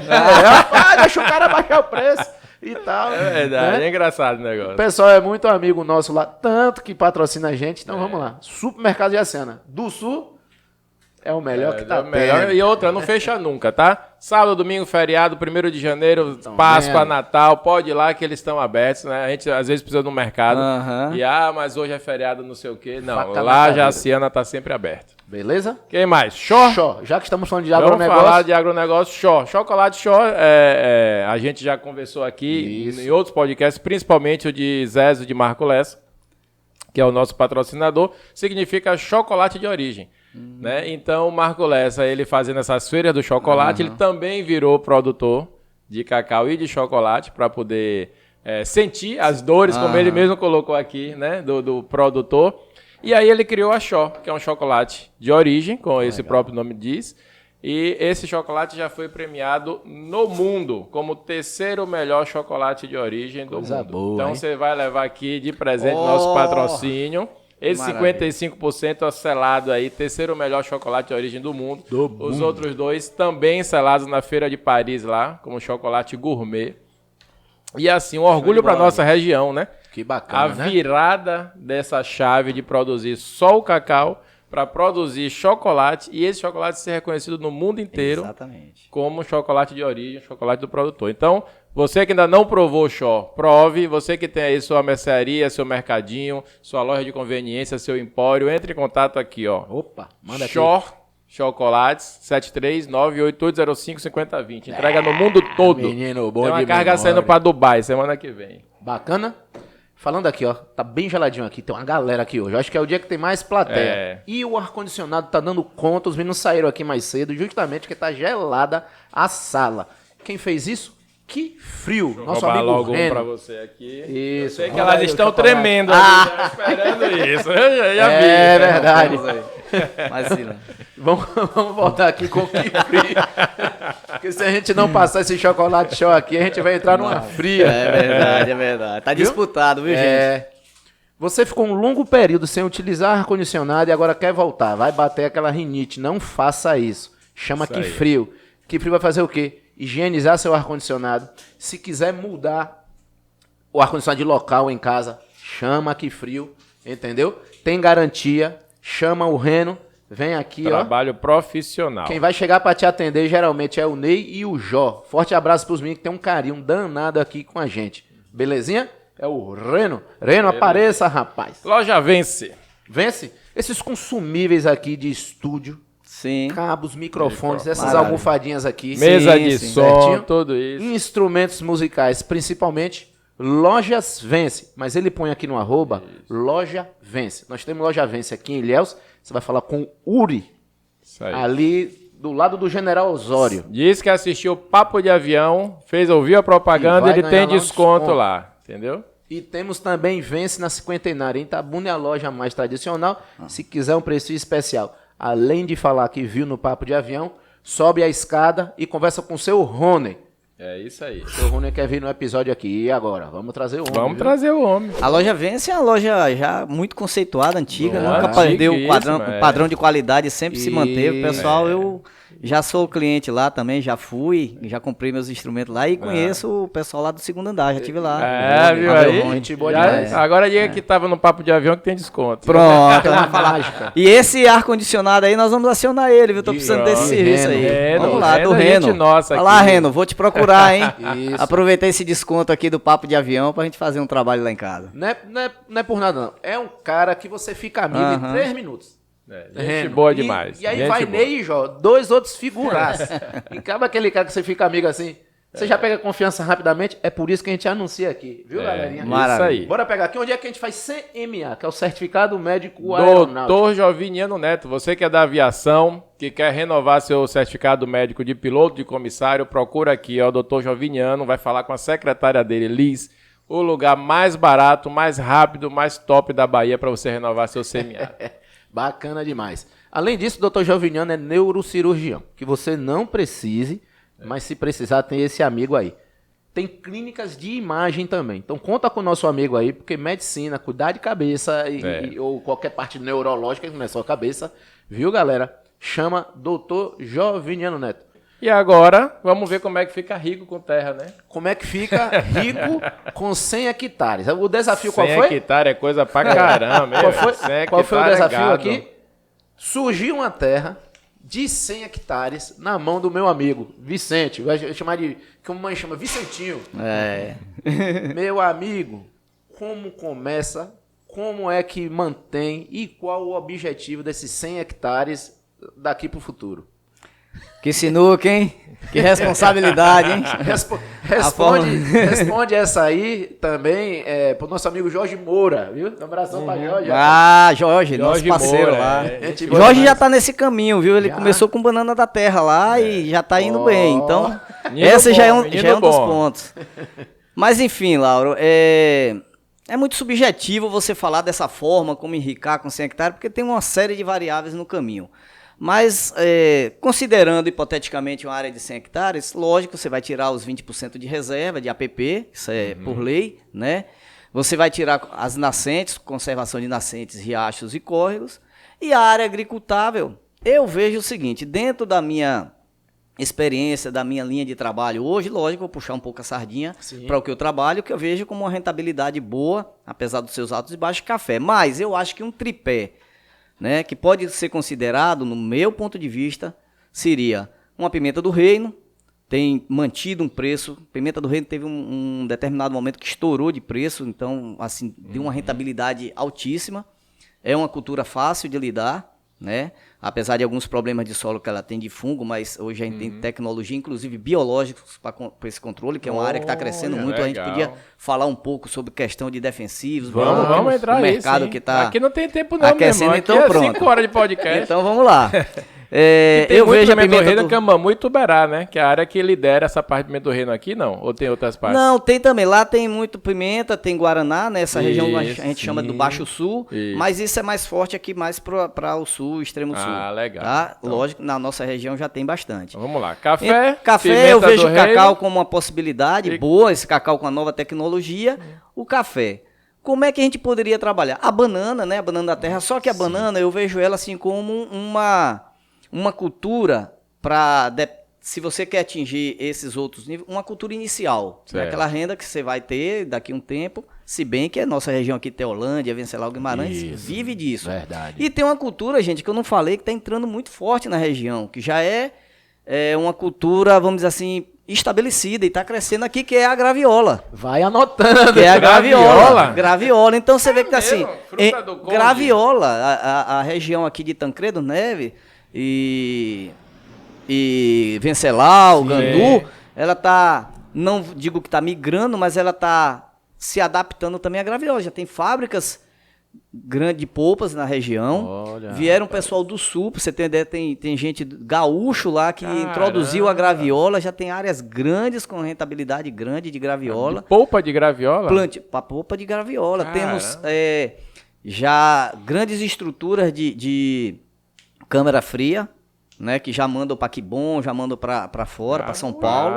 Graviola com a rentabilidade altíssima. E digo mais, Tancredo Neves também é outra cidade que está se transformando com relação a essas culturas. Você vê a recuperação do cacau, a graviola e a banana. A cidade está bem pujante, mudou a cara da cidade. Lojas que eram pequenininhas, lojas de produtos agrícolas, tá tudo bonito, você passa ali... Arrumado. Perfeitamente. E o coco? Onde fica o coco? O coco também é uma possibilidade. Porque parece que o coco, tem pouco coco no Brasil, né? Tava até importando. O coco, ele é mais regionalizado no estado de Sergipe, né? Ele é muito forte em Sergipe, na área norte ali de Salvador, já na divisa.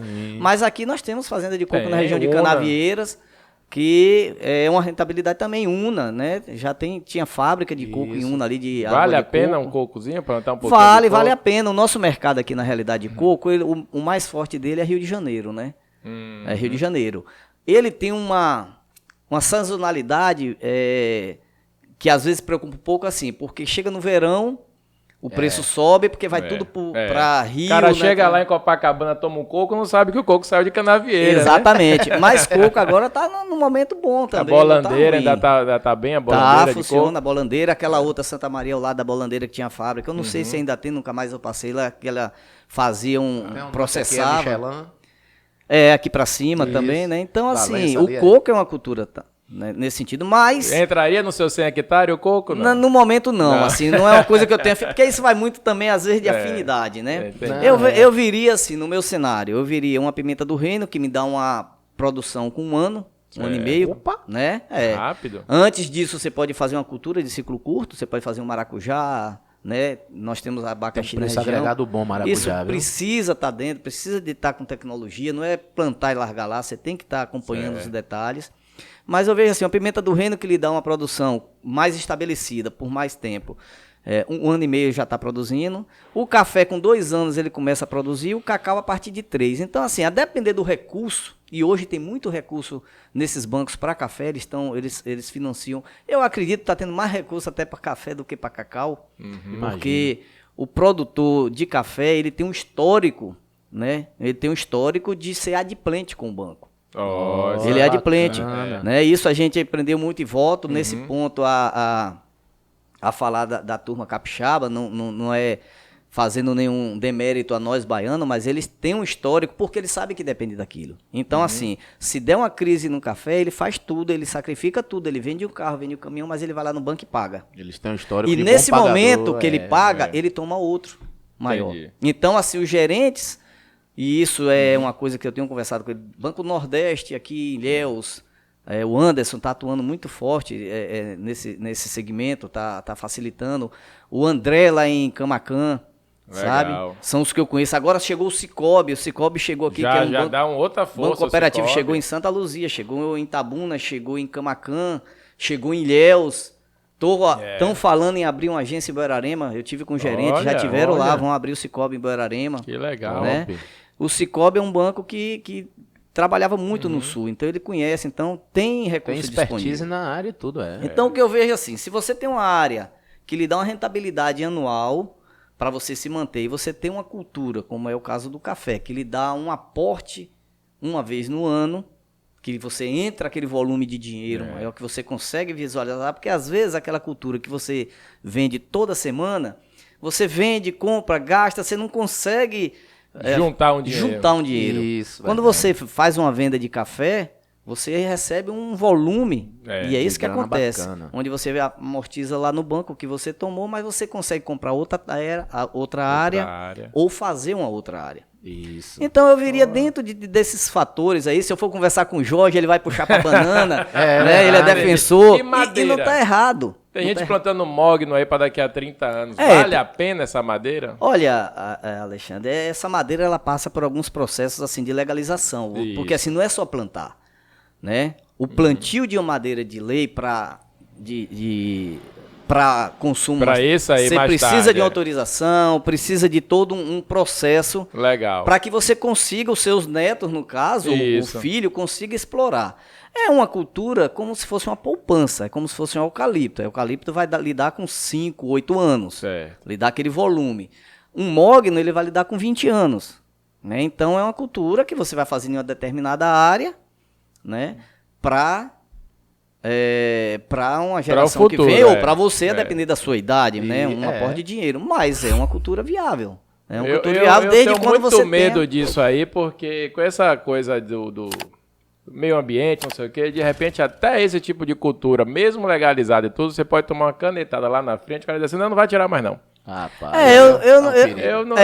é possível, porque tudo é possível nesse país. É possível. Como não é para consumo de alimento, porque ainda tem essa outra vertente, né? Exatamente. Por exemplo, uma das questões que mais restringe o álcool de cana para abastecer carro, álcool de gás, de gasolina, álcool etílico, é porque você está usando terra que não é para produzir alimento.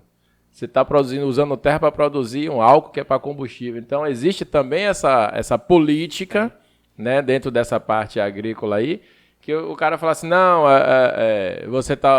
terra é para alimento, né?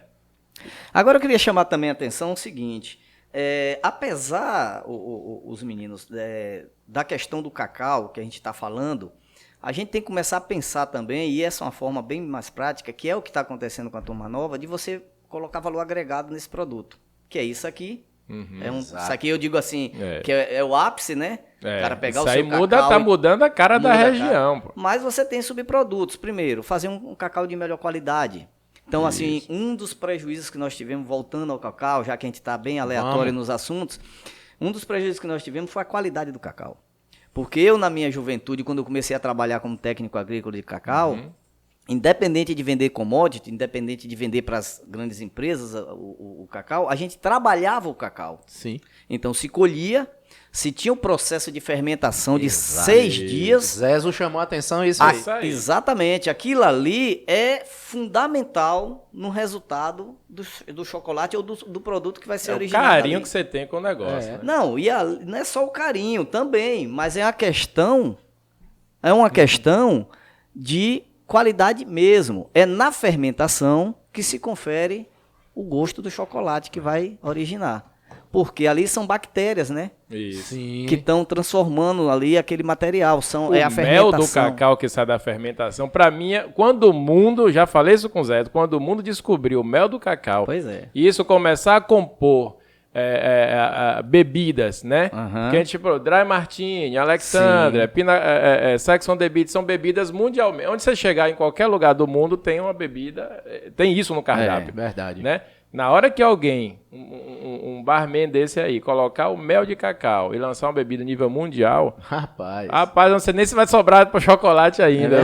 Não vai ter cacau que dê mel. Que dê mel, tanta coisa, porque é muito bom o mel de cacau. Quem conhece fica maluco. Hoje há uma possibilidade de você fazer uma mini estrutura na fazenda, uma estrutura básica de higiene, onde você pode colher o cacau com toda o cuidado da colheita, né? Isso. Não mais aquela colheita antiga. Fica lá. Utilizar, ficar no chão. Bater com o bico do facão que você fura, entra oxigênio, já fermenta, né? Então você consegue hoje colher um percentual desse mel, processar esse percentual desse mel, e você consegue levar essas amêndoas para o coxo e fermentar para que ela confira esse gosto de chocolate, onde ela vai ser seca, e não aquele cacau branco. Porque o que é que aconteceu com a vassoura de bruxa? Principalmente quando as fazendas foram colocadas de parceria. Não se tinha valor agregado no produto. Todo mundo na querendo crise... produzir. Então o que é que acontecia? Você colhia a amêndoa hoje, já quebrava e jogava em cima da barcaça, ficava aquele cacau... que trava aquele cacau. Verdade. Entendeu? Gosto de terra. Todo mundo fala assim, gosto de terra. Quando eu levo o cacau daqui para fora. Essa turma nova está mudando isso também. Está voltando a esse processo que é o que a gente agrega já um segundo valor, o Nibs. Que é esse aqui, ó. Nibs? Pois é. 45% de cacau com Nibs. Eu digo lá em casa, as meninas lá, que eu comia Nibs sem saber o que era Nibs. Eu comia trabalhando porque eu tava na roça lá, com fome, a gente sentava na beira da barcaça conversando e ficava pegando aquele cacau gostoso, fermentado, trabalhado, descascando e comendo aquilo ali. Nutritivo pra caramba. Passava fome da hora do almoço aquilo ali. Cheio de ômega 3. Então Nibs hoje é a bola da vez. Exatamente. Pessoal da fitness, de academia. Por isso que eu sou bonito, assim, conservado até hoje. Tem histórico de comer Nibs desde aquela época, né? Vovô garoto. Tô sentindo o reflexo hoje, né? Tá arretado mesmo. Assunto polêmico. Sim. A gente já viu agora como é que ganha grana. 100 hectares, manda ver. Aí veio o cacau de novo, Nibs e tal. Vai Completando esse assunto. Vá, complete, então. Existe N possibilidades de você ganhar um dinheiro na fazenda.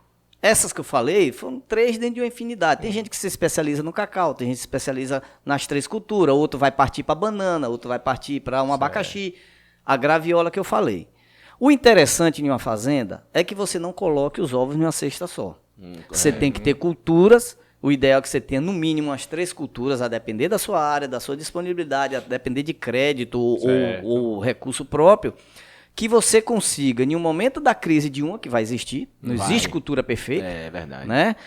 Você consiga se equilibrar na outra, mas, Laura e Alexandre, e você que está me ouvindo. E manda um recado para essa câmera azul, então. Vou mandar um recado para você que está me ouvindo. Não existe cultura perfeita se você não estiver dentro. Não existe mais hoje agricultor de fim de semana.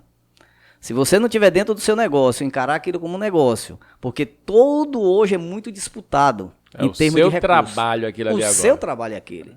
E é por isso que a gente vê o sucesso nas pessoas que estão lá dentro. Porque esses resultados que eu estou te falando, de café, de cacau, de pessoas que estão produzindo 200 arroba, é porque os caras estão lá dentro. Estão dentro. Tá?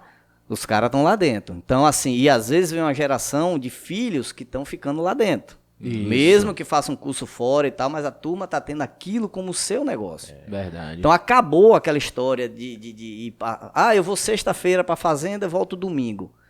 Não existe mais, vamos dizer assim, espaço para amador nesse negócio. Tipo então a tendência é exatamente, nada dá certo. Tem que cultivar a paciência de lavrador, né? Exatamente. Porque você bota uma sementinha, daqui a um ano é que ela vai sair rapaz, não tem essa paciência, não. Mas é isso aí. Eu que ando a quase 1000 por hora, não tenho essa paciência. E não é só isso, né? Além disso, assim, não existe mais espaço para erro. Você não pode errar com o dinheiro que você está investindo ali em alta tecnologia. Você não pode errar porque o erro é muito grande. Se for de banco, imagine. Não, por falar em investimento. Sim. Vamos colocar aqui umas coisinhas. Manda. O camarada tem 500 mil reais hoje. A minha pergunta é muito polêmica. O camarada tem que... Guarda essa pergunta polêmica aí. O camarada tem 500 mil reais hoje. Ele pode comprar 1 ou 2 apartamentozinhos, 3 casinhas velhas, viver de aluguel ali, né? Vamos dizer que o camarada está no fim da vida, está aposentando. Sim. Juntou 500 mil reais aí dos suas poupanças e um dinheiro razoável, 500 mil reais.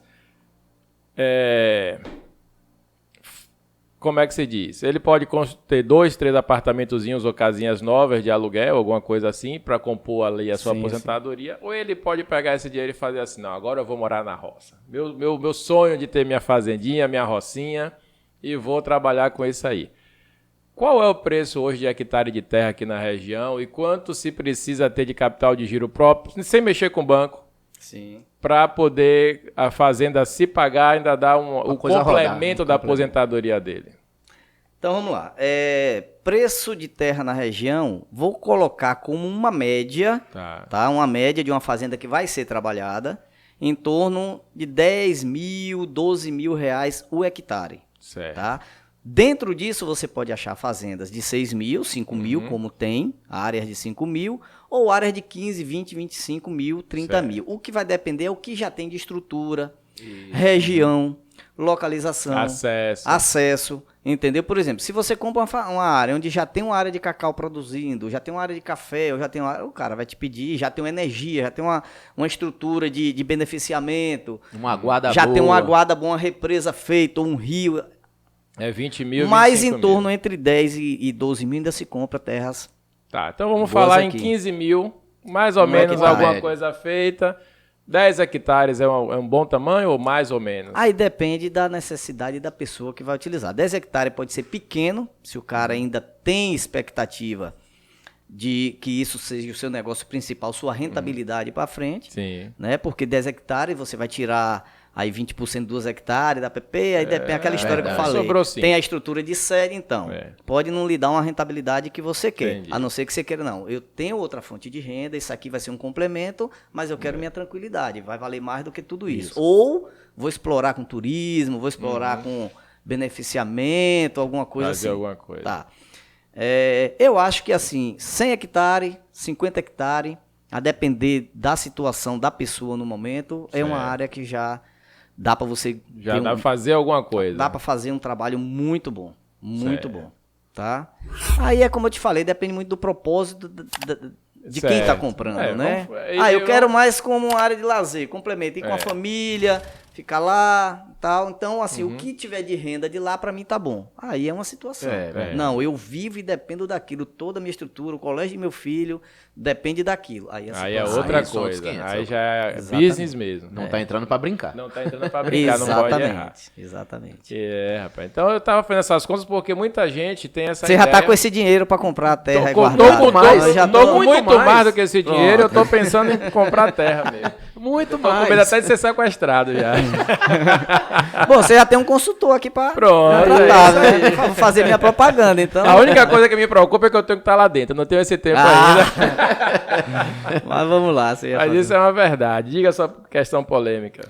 A parte de agrotóxicos, né? A gente ouve falar que realmente é um perigo. O que a gente vê como leigo é que até os vasilhames que acomodaram aqueles produtos ali, eles têm que ser devolvidos em um local específico. Qual é a realidade dessa parte de agrotóxico em relação a fazer bem ou fazer mal, ou em relação a utilizar na lavoura, ou em relação a devolver vasilhame e tal? A pergunta de leigo, literalmente. Por que é tão polêmico?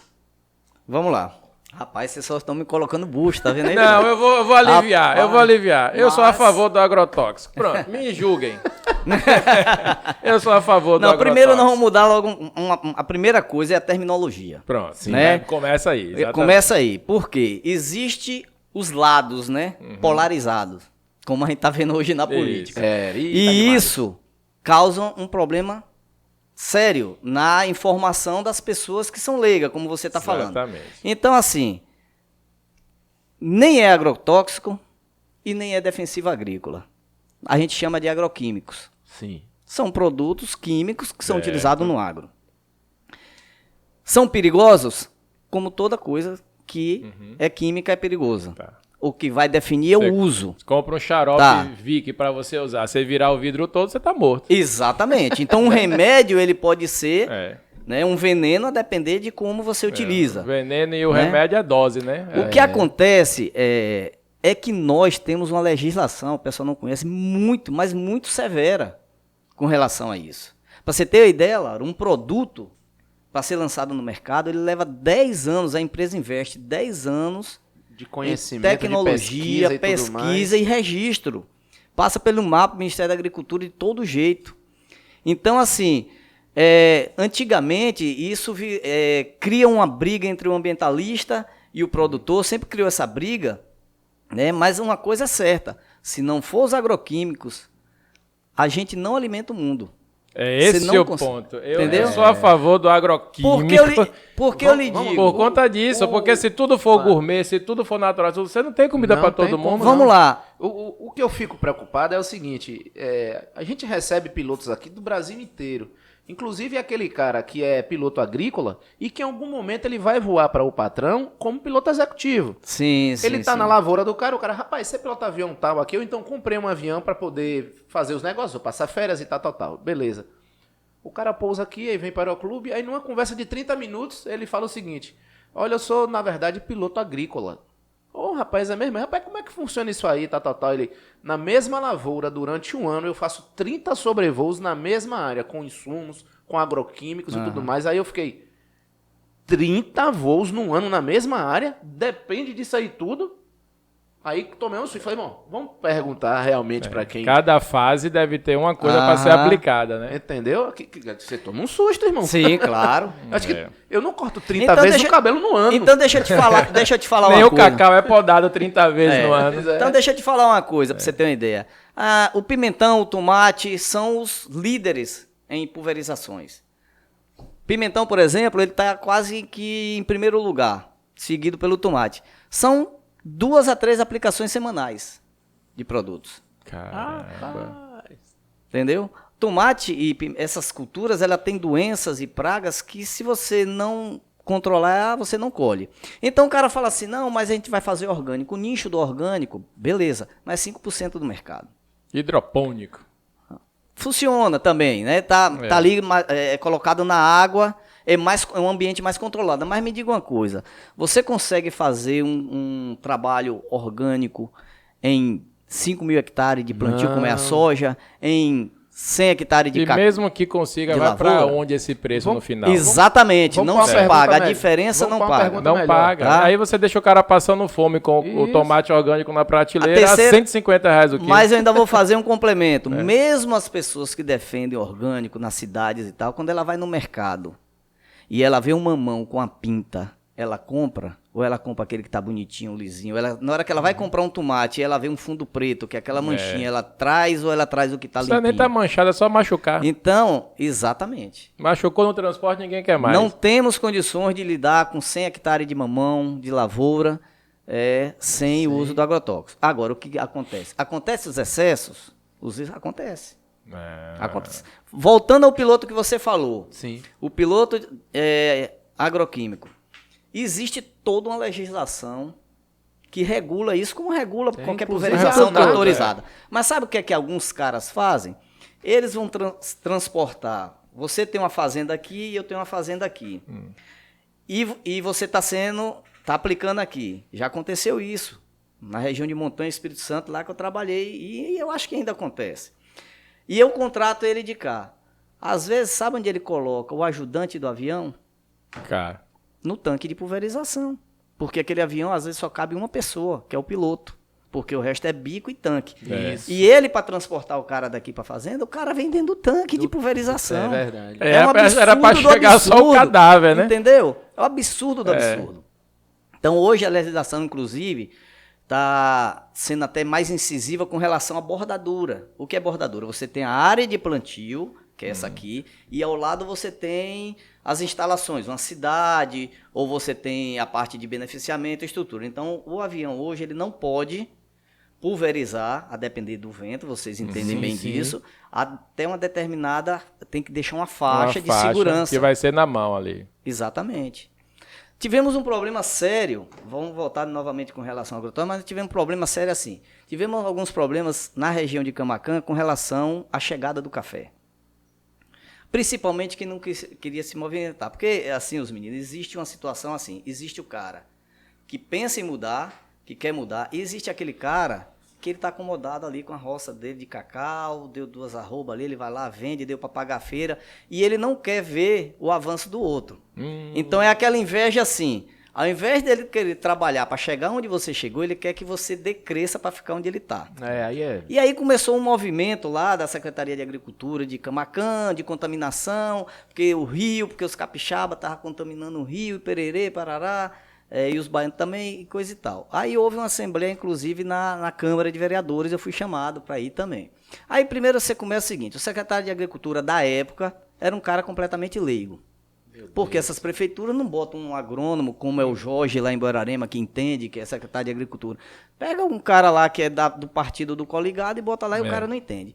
Aí o cara começa a discursar lá e começa a dizer, porque tem as fazendas de café aqui, perto do Rio Panelão, não sei o quê, e pererê. E aí, tal. Depois ele fala, não, porque eu peguei os dados, hoje existe um consumo, o que é aplicado de glifosato no Brasil é uma contaminação de 5 litros de glifosato por pessoa por ano. Ou seja, pegam dados assim aleatórios. Do nada. Não, eles pegam assim, a quantidade que é usado e divide pela população. E aí aquele número é como se você ingerisse esse produto. Bebesse. E aí ele falou mais umas coisas lá sem base. Quando eu entrei, eu falei com ele. Eu disse, olha, falei o nome da pessoa, secretário.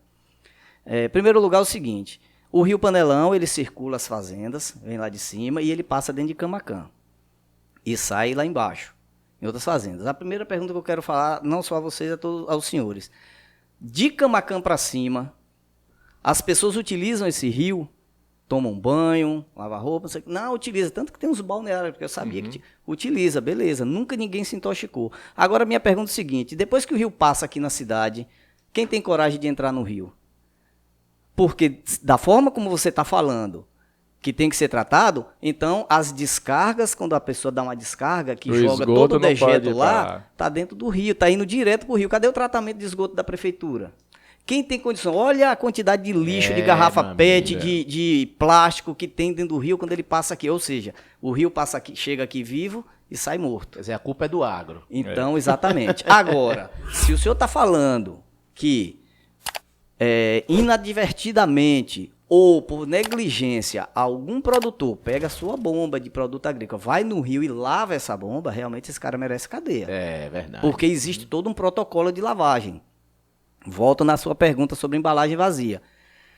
Existe toda loja de produto agrícola e todo produtor ele tem a obrigação de guardar e devolver as embalagens vazias, que a central de embalagem é ali na CEPLAC, perto da onde tem aquela polícia ali. Sim, se você olhar lá de esquerda, tem um galpão todo murado, cercado. A Rondesp. Exato. Isso, em frente quase.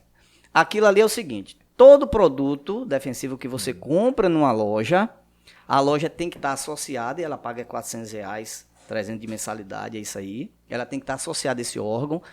É emitido um receituário agronômico, como se fosse uma receita de médico, onde ali está escrito o produto, a toxicidade, quantos dias de carência ele tem. Então, são produtos, como eu te falei, se aplica no tomate, são produtos que ele não pode passar de 7 dias, por isso que tem várias aplicações.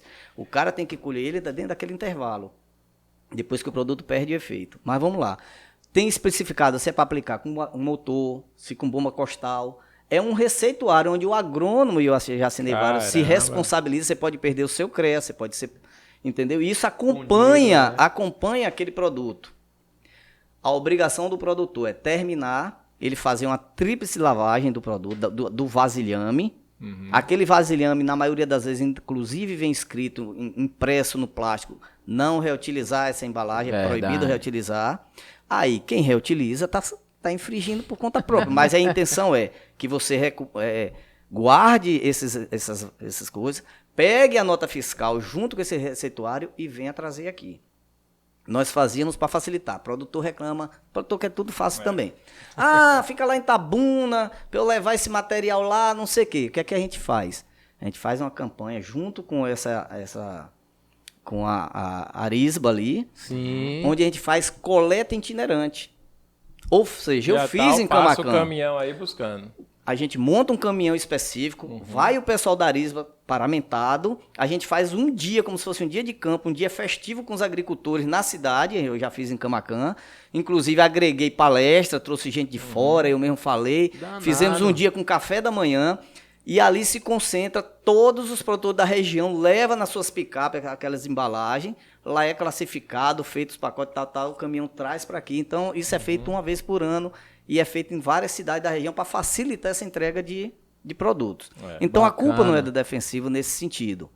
Outra coisa, esses produtos, como eu falei, para eles serem liberados, eles levam de 10 anos ou mais em nível de teste, de registro. Isso e os produtos... Pesquisa é caro, caríssimo, é caríssimo. É caríssimo. E as empresas, por conta também desse compromisso, que as empresas também viram isso, né?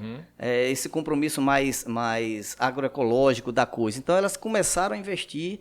E hoje já tem tecnologia de produtos mais inteligentes, como a gente faz. São produtos que você usa com doses menores, com agressividade menor. Hoje tem produtos que a gente utiliza que ele não agride, ele agride o alvo específico.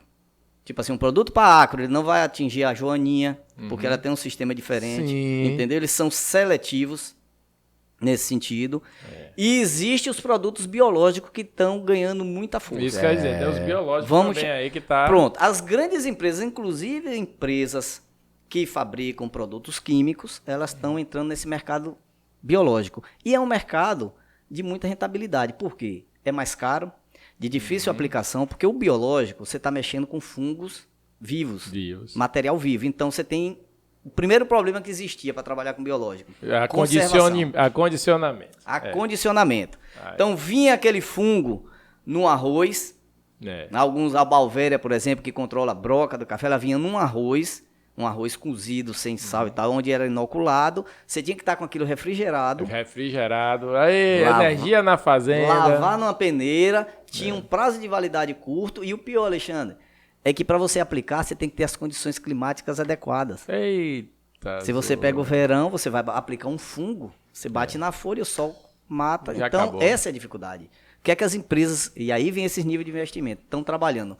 Já existe cepas já liofilizadas, tá? Cepas com uma condição de prateleira de 3 meses, envasado, onde você consegue conservar já em prateleira em local ambiente com ar-condicionado, ou pelo menos um ambiente mais frio, que não pegue muito calor.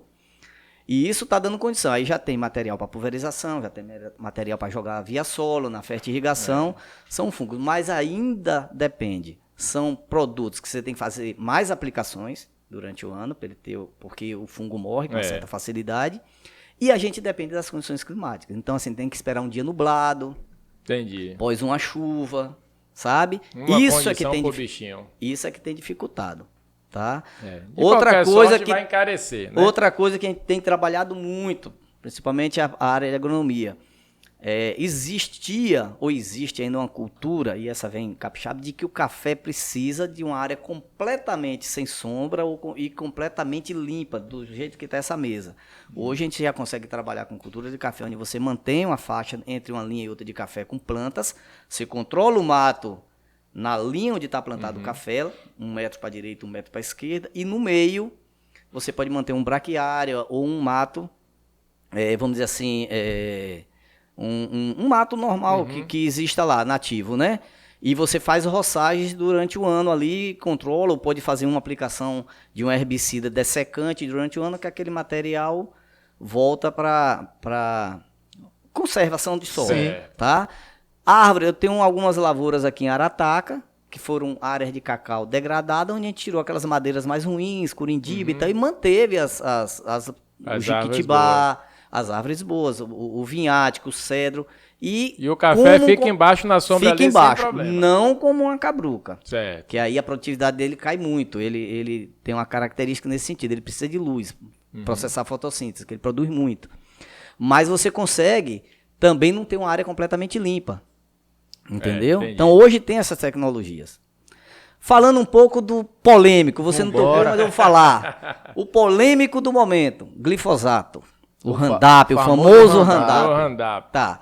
Dizem que depois da Revolução Verde, se não fosse o Roundup, realmente, a gente não comeria.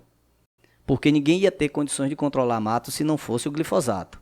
Só que nós já chegamos também em um momento do glifosato que já se utilizou muito. E a gente nota como agrônomo que há uma interação planta-raiz, onde a planta-alvo, que é o mato, quando ele recebe o glifosato, às vezes em contato da raiz dele com uma planta que não é alvo, ela não mata, mas causa algum pouco de intoxicação. Só que isso é com o uso excessivo, como eu te falei, que tem pessoas que usam excessivamente porque quer um terreiro varrido, como a gente diz. Acabar com tudo. Exatamente. Passa um trator logo que é melhor. Só que o glifosato, o que o pessoal não sabe, é o seguinte, ele tem antagonismo com matéria orgânica. Isso é comprovado e é testado. Ele tem afinidade com organismos aquáticos e com água, ou seja, é um produto que ele não pode ser derramado em córrego e rio, não pode ser escorrido para córrego e rio. Ele mata realmente peixes, crustáceos, o que tiver ali. Ele tem esse efeito. Porém, ele tem um antagonismo muito rápido com matéria orgânica. Se você aplica o Roundup aqui e tem um solo, a matéria orgânica degrada ele rapidinho. É por isso que tem que ser aplicado na folha. E como é que isso acontece? É muito comum a gente estar na loja de produtos agroquímicos e a gente vende o glifosato, o cara leva e depois o cara volta, rapaz, esse produto aqui não está matando o mato. Eu apliquei, não matou, não prestou, não sei o que. Eu digo, não tem condição, porque as empresas têm contraprova disso. E se precisar, vem um agrônomo da própria empresa, mas a gente mesmo já mata a charada. Aí a gente vai na fazenda. Quando chega lá, o problema é a água que o cara está usando. Quando ele usa uma água de represa, uma água com muita matéria orgânica, ela diminui o efeito do glifosato. E ele inativa. Rapaz. Caramba, inativa. tem isso, hein? Ele inativa. Então, assim, quando a gente chega lá e fala, a sua água barrenta é que está inativando o princípio ativo do produto. Então, assim, se você aplica aqui e você tem um rio a 10 metros, 15 metros, ele não vai chegar lá. Os próprios organismos do solo, ele vai ser degradado naquele percurso. Caramba. A não ser que você lave a bomba, que você derrame. Aí é outra coisa. Aquilo que eu falei, entendeu? Aí é outra coisa. E tem gente que faz isso? Tem. Você sabe que tem gente para tudo. Então, assim, é esse o problema. A questão é que se demoniza tanto por não se conhecer os processos, entendeu? Então, hoje nós temos produtos assim com um nível de segurança altíssimo, tanto de aplicação para o aplicador. Existem os EPIs de aplicação, mas é comum não usar. Existe uma cultura nossa. EPI, o cara tem uma resistência retada a usar o tal do EPI. E você sabia que quando você dá um EPI a um seu funcionário, que é obrigação, Ministério da Agricultura, o Ministério Agrícola, exatamente. E junto com o EPI vem uma carta, um documento onde o trabalhador assina que ele recebeu o equipamento. Que ele recebeu e que ele tem a obrigação de usar. Só que isso não isenta, você vê como a lei é tão severa, não isenta o produtor da responsabilidade. Porque é assim, ou ele usa ou você demite. Eu lembro certo fato, a gente foi comprar uma roçadeira aqui para o Aeroclube, da Steel. Pode falar a marca aqui, não tem erro não. Eu fui na casa do agricultor e fui comprar essa roçadeira. Beleza, peguei na caixa, já tô arrumando no carro para ir embora. Chegou o técnico da Steel e falou, opa, você tá indo pra onde? Eu tô indo embora, meu irmão. Não, você tem que tomar um curso para aprender a utilizar o EPI, para aprender a utilizar o equipamento, aprender a lubrificar o equipamento, aprender a fazer a mistura combustível-óleo, porque é motor 2 tempos e tudo mais. Fui comprar uma roçadeira, fiquei 3 horas tomando um curso da Steel sobre isso. EPI, como manter a máquina, como lubrificar, como fazer a mistura correta, óleo combustível, se o óleo era da Steel ou não, a quantidade de óleo que iria e tudo mais. E eu achei bacana, porque é a responsabilidade dele, como também acharia bacana se tivesse um profissional falando, rapaz, o glifosato é dessa forma, rapaz, insumo tal é dessa forma, rapaz, é dessa forma, porque aí... É isso mesmo. Você faz um negócio seguro, né? Com conhecimento não se brinca. Exatamente. E aí tá junto o quê?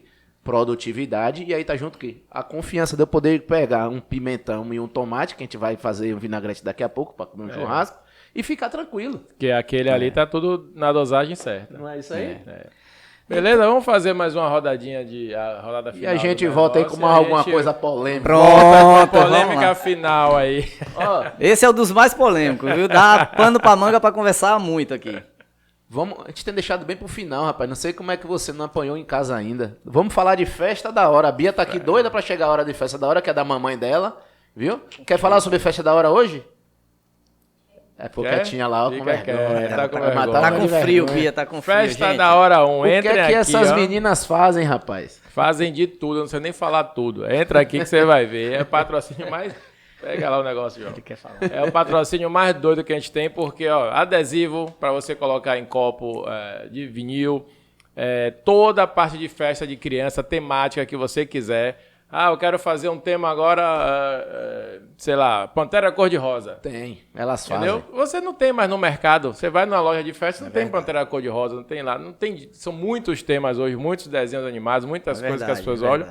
Então você entra em contato com Festa da Hora 1 aqui no Instagram, que lá elas vão fazer tudo para sua festinha, no seu tema, no que você escolher. Forminha de lembrancinha, forminha de doce, topo de bolo, tudo. E, inclusive, agora, o momento, elas estão fazendo pirulito de vidro, né? Você vai ver aí o pirulitozinho sugar free, não tem açúcar, pode deixar para criança. Ele é transparente, parece um vidro mesmo, pirulito. E é a sensação do momento agora. Entra aqui que você vai ver uma infinidade de coisas que elas fazem. Festa da Hora 1. Top demais. Bateu aquela fome, agora vocês chamam quem? Rodrigão Barba. Onde é que você encontra o Rodrigão Barba? Bistrô Carioca. Então vou falar aqui, ó. Se eu errar, ele falou que a conta eu pago em dobro. Lá na passarela Se eu acertar, eu tenho um Maracanã por conta. Tá certo, viu? @bistrô_carioca_burgers. Ainda vou mais longe. O burger, sem o U no final do G, U, E, R, S, você tira aquele U ali. Burger em inglês. Mas colocou lá, Bistrô Carioca, vai falar com um cara fantástico, Rodrigão Barba. Naquele momento muito triste que vai acontecer com todo mundo, uma hora a gente vai padecer e vai embora desse plano terrestre aqui. A gente procura quem? Nosso amigo Sandro, da Urna Monte Sinai. O que é que Sandro faz? Faz um caixão ou urna funerária, vamos dizer assim, com a melhor qualidade possível e também com um preço bem bacana. Então já tem gente que já se planeja e já pede até, sabe o quê? Caixão ornamentado. Caixão ornamentado com, às vezes, com figuras religiosas. Inclusive, ele falou que faz até do seu time favorito. Então, naquele momento favorito. Ali, chama quem? Precisa mais da bandeira. O caixão já vai ser o... Nosso amigo Sandro Zé do Caixão. É isso aí. O que é que tem a ver Sandro, que tem urna funerária, com nosso amigo Dr. Joviniano? Fala pra galera. Ambos precisam atender clientes, vamos dizer assim, numa área muito extensa e que de carro já não estava dando mais. Eles estavam passando dias e dias fora de casa, então eles adquiriram uma aeronave. Justamente porque seus negócios cresceram bastante em uma região geográfica imensa. Um avião como ferramenta. Então eles procuraram quem? Bruno Montaer, das aeronaves Montaer. Conheçam a Mike Charlie 01. Isso aí, você não sabia, mas aqui em Feira de Santana, a gente tem uma fábrica de avião baiana como a gente, top, avião reconhecido mundialmente. Nossa. Né? E eles vendem mais para fora do que para o Brasil, para você ter ideia, vende muito para os Estados Unidos. Uma fábrica de um avião seguro, fácil de pilotar, uma maravilha. Entre aqui, conheça esse avião, entre em contato com o nosso amigo Bruno Montaer e você vai se surpreender com a tecnologia aeronáutica que tem aqui em Feira de Santana. Top demais. Com todos os registros certificados da ANAC. Tudo certinho. Com todos os registros certificados, inclusive da FAA, que é a ANAC Vou dar um exemplo aqui para quem está acompanhando a gente. Você é médico, você tem uma clínica em Ilhéus e uma clínica em Salvador, que é muito comum. Né? Muitos médicos atendem aqui e lá. Se você for de carro, o melhor carro que você possa ter, você possa imaginar, aí um Rolls Royce, você não chega em Salvador com menos de 5, 6 horas. É verdade. Né? De estrada, fica atrás de caminhão, pardal, acidente, quebra-mola, perigo e tal. Com um aviãozinho desse, você chega em Salvador com 50 minutos.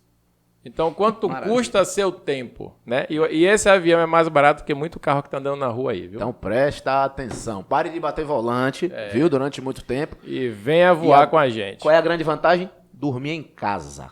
O tempo com sua família não tem preço. Hoje é um produto que está sendo bem consumido no agronegócio para quem tem fazendas diferentes. O pessoal do agro já não usa mais carro para ir para fazenda. Aqui, por exemplo, nós temos aqui em Canavieiras, tem um produtor ali em Santa Luzia, que ele tem um avião desse que ele faz o percurso Espírito Santo fazenda. Não tem mais como. O pessoal de Luiz Eduardo Magalhães Barreiras, eles... É peça de trator. O trator quebrou. Né? E a gente sabe que esses tratores são caríssimos. Muito mais caro do que um avião, um trator daquele. Então, parado. Vai o técnico de trator, de avião para lá, busca a peça para cá. O avião lá em Luiz Eduardo Barreiras. Lado da turma.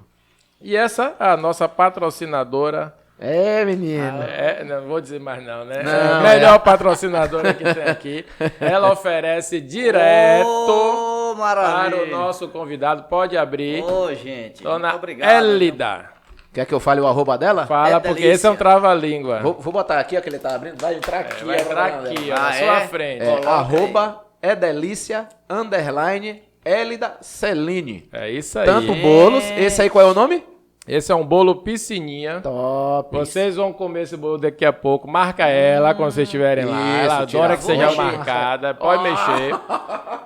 A massa desse bolo não é uma massa comum como vocês estão esperando, não. Eu não vou dizer que não. abriu? Mostra pra turma aqui nessa câmera azul. Aqui, ó. Isso. Pode botar que o foco tá em ti aí, ó. Gente, isso. Maravilha, viu? A gente já come com os olhos aqui, pela decoração. A massa parece um algodão doce. Já experimentei que eu meti o dedão aqui em todo mundo. Pega a bolinha, pega uma bolinha dessa aí. Pega a bolinha aqui só pra... Ave Maria, bom demais. Passa pra ali, ó, senão você apanha. Passa pra ali. Tem uma galera com inveja os convidados aqui que o povo já tá de olho. Maravilha, gente. Pega aqui, pode ir aqui. Pode pegar, Thiago, pode pegar. Aí. Isso, coisa boa. Leva aqui a proteção aí. Delícia, a gente. massa desse bolo aí parece um algodão doce. Você só comendo. E se disser que viu no Papo de Avião, tem desconto. Maravilha. E ela faz também salgados extraordinários. Muito bom. Eu acho que já até surgiu aí, né, um grupo com Festa da Hora e Dona Hélida, da É Delícia. Que beleza. Uma ornamenta, a outra faz o salgado e o bolo e tá tudo certo. Faz o topo do bolo e tudo e tal. Mas Belezinha, vamos lá. velho? Vamos lá. voltar pro finalzinho. A gente já segurou o homem presente 2 horas de aqui. qualidade, viu? Seguramos aqui. Chocolate Maria. e Só bolo o de agro. primeiríssima qualidade. Então, finalmente, E aí? o que é que a gente pode pegar o homem aí? Já falou de tudo, já falou de agro, já falou de pecuária. Se ele quiser mandar um recado pra alguém. Seu Instagram, seu telefone, alguém queira te contactar para poder fazer uma Já entrou consultoria. várias vezes aí na edição, mas já diga, colocou? diga, mas diga. Pronto, é Vicente Tomás no Instagram. Não é isso, minha secretária?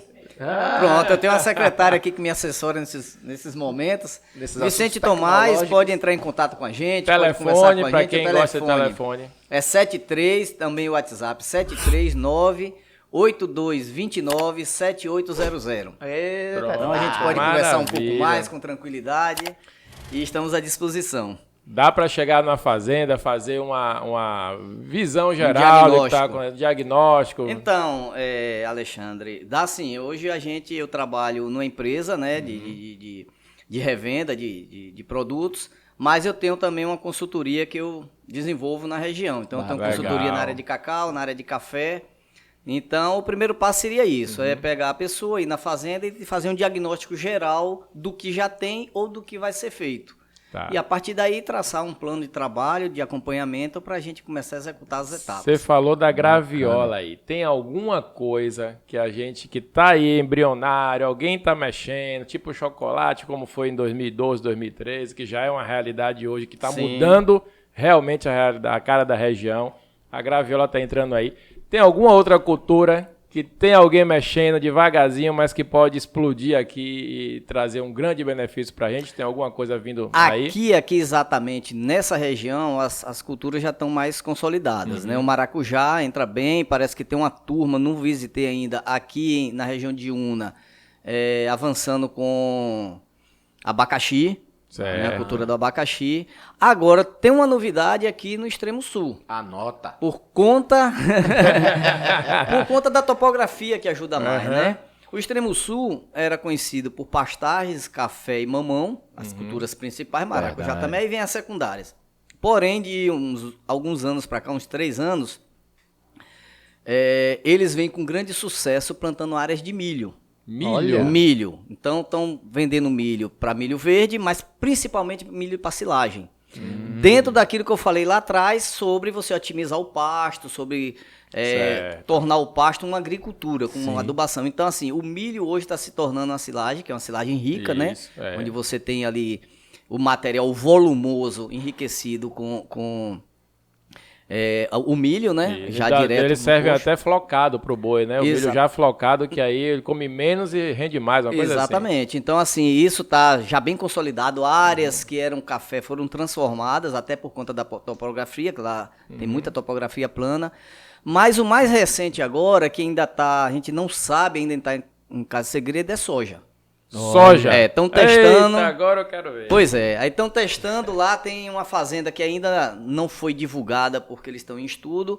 Tem uma fazenda que já disponibilizou 200 hectares para se fazer uma área de soja. Lógico, nós não vamos ter uma área de soja nesse extremo sul como tem no oeste baiano. Lógico. Como tem Primavera do Leste, aquelas coisas. Quais são os impasses ainda que ainda está com relação a isso? É que a nossa região, ela não tem uma estação de chuvas definida, como tem no oeste.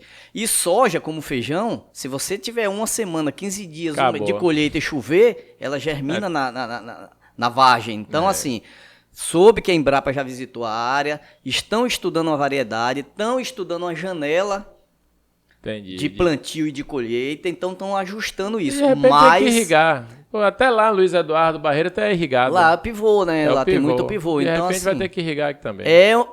Onde diz o ditado, onde há fumaça, há fogo. Então, turma não para, é o que eu falo. O agro, ele nesse sentido, ele não para, as pessoas estão estudando. Muito dinâmico, né? O café, por exemplo, assim, é uma busca constante de clones melhorados. Então, assim, coisas que eu trabalhava 5 anos atrás, hoje já é outro material. É uma coisa que está indo ainda lentamente no cacau, se estabilizou em alguns materiais, mas que precisava ter tido uma aceleração maior. O café, o próprio produtor, ele não para. Ele descobre na lavoura dele uma planta diferente, uma resistência a uma doença, uma resistência a uma praga, uma rama que produz mais, um grão maior. Ele começa a selecionar aquele material e ele mesmo já começa a fazer a por isso que tem que estar lá dentro. É por isso que tem que estar lá dentro. Exatamente. É o olho do dono que engorda a boiada. A como boiada, Verdade. E vocês que estão lá no sul, lá, Itanhaém, Medeiros Neto, Prado, Vitória da Teixeira e de Freitas. Eunápolis. Vocês vão já precisar de um aviãozinho? Procura a gente aqui no Aeroclube de Ilhéus. A gente vai providenciar um aviãozinho para vocês, a gente vai dar o curso para vocês. Vocês vão já sair de lá para Porto Seguro, Salvador, Vitória, de uma forma mais rápida e mais segura. Perfeito. A escola de aviação de vocês é a gente aqui. Quer mandar algum recado pra turma? Eu quero falar uma outra novidade então que tá no agro aí, principalmente no extremo sul, que eu acredito que vai inclusive minimizar essa questão um pouco de pulverização aérea. É os drones. Então hoje nós já temos empresas, poucas, né? Na realidade, uma ou duas.